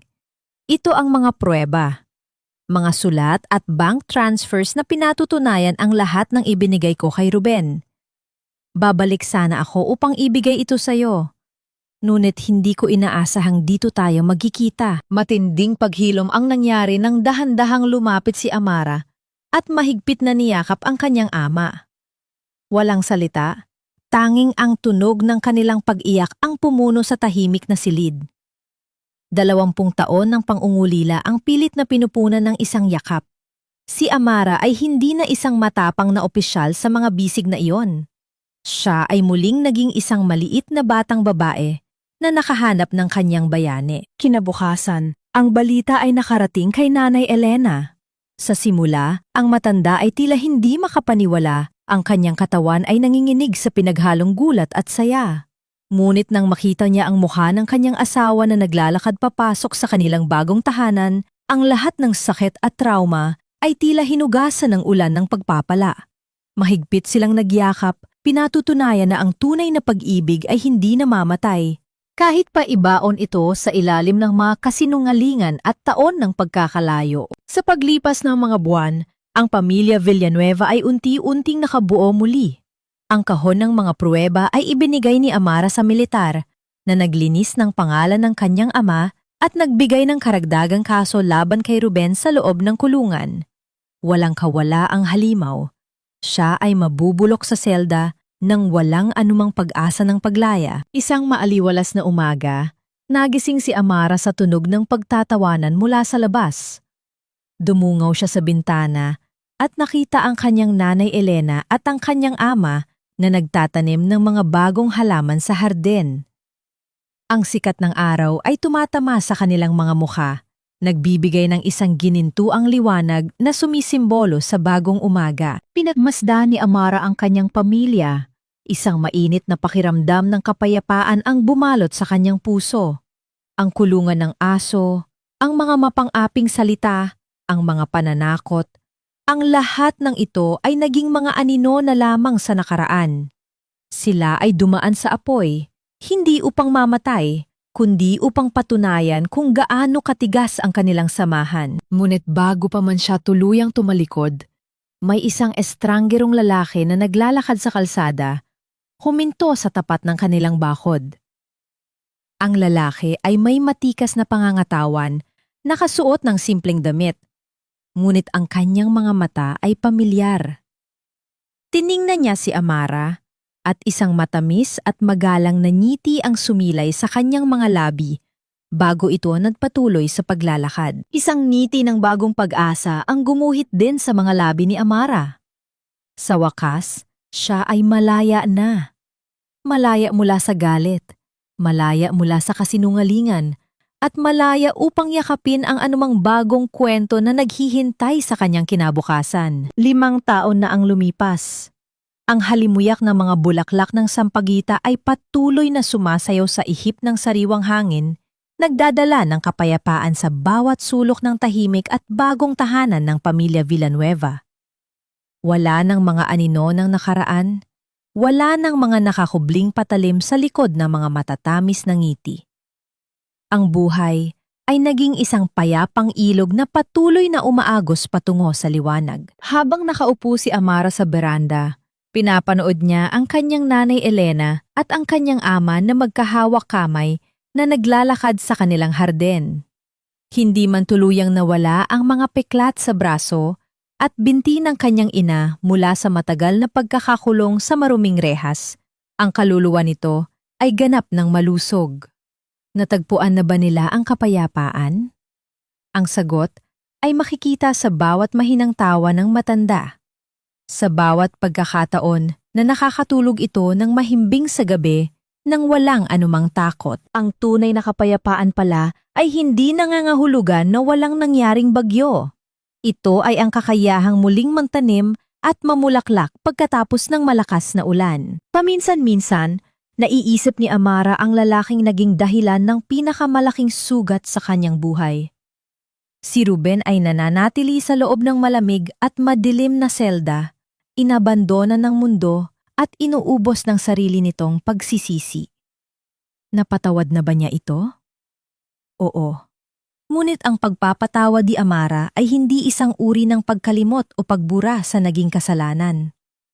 Pinatawad niya si Ruben hindi para sa lalaki, kundi para sa kanyang sarili. Pinalaya niya ang kanyang puso mula sa mabigat na kadena ng put dahil alam niyang ang patuloy na pagtatanim ng galit ay parang pag-inom ng lason habang umaasa na iba ang mamamatay.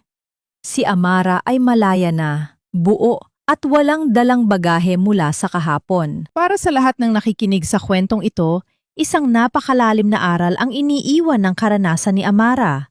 Ang pagmamahal sa pamilya at ang panunumpa sa asawa ay hindi kailanman dapat maging dahilan upang maging martir sa kamay ng pang-aabuso.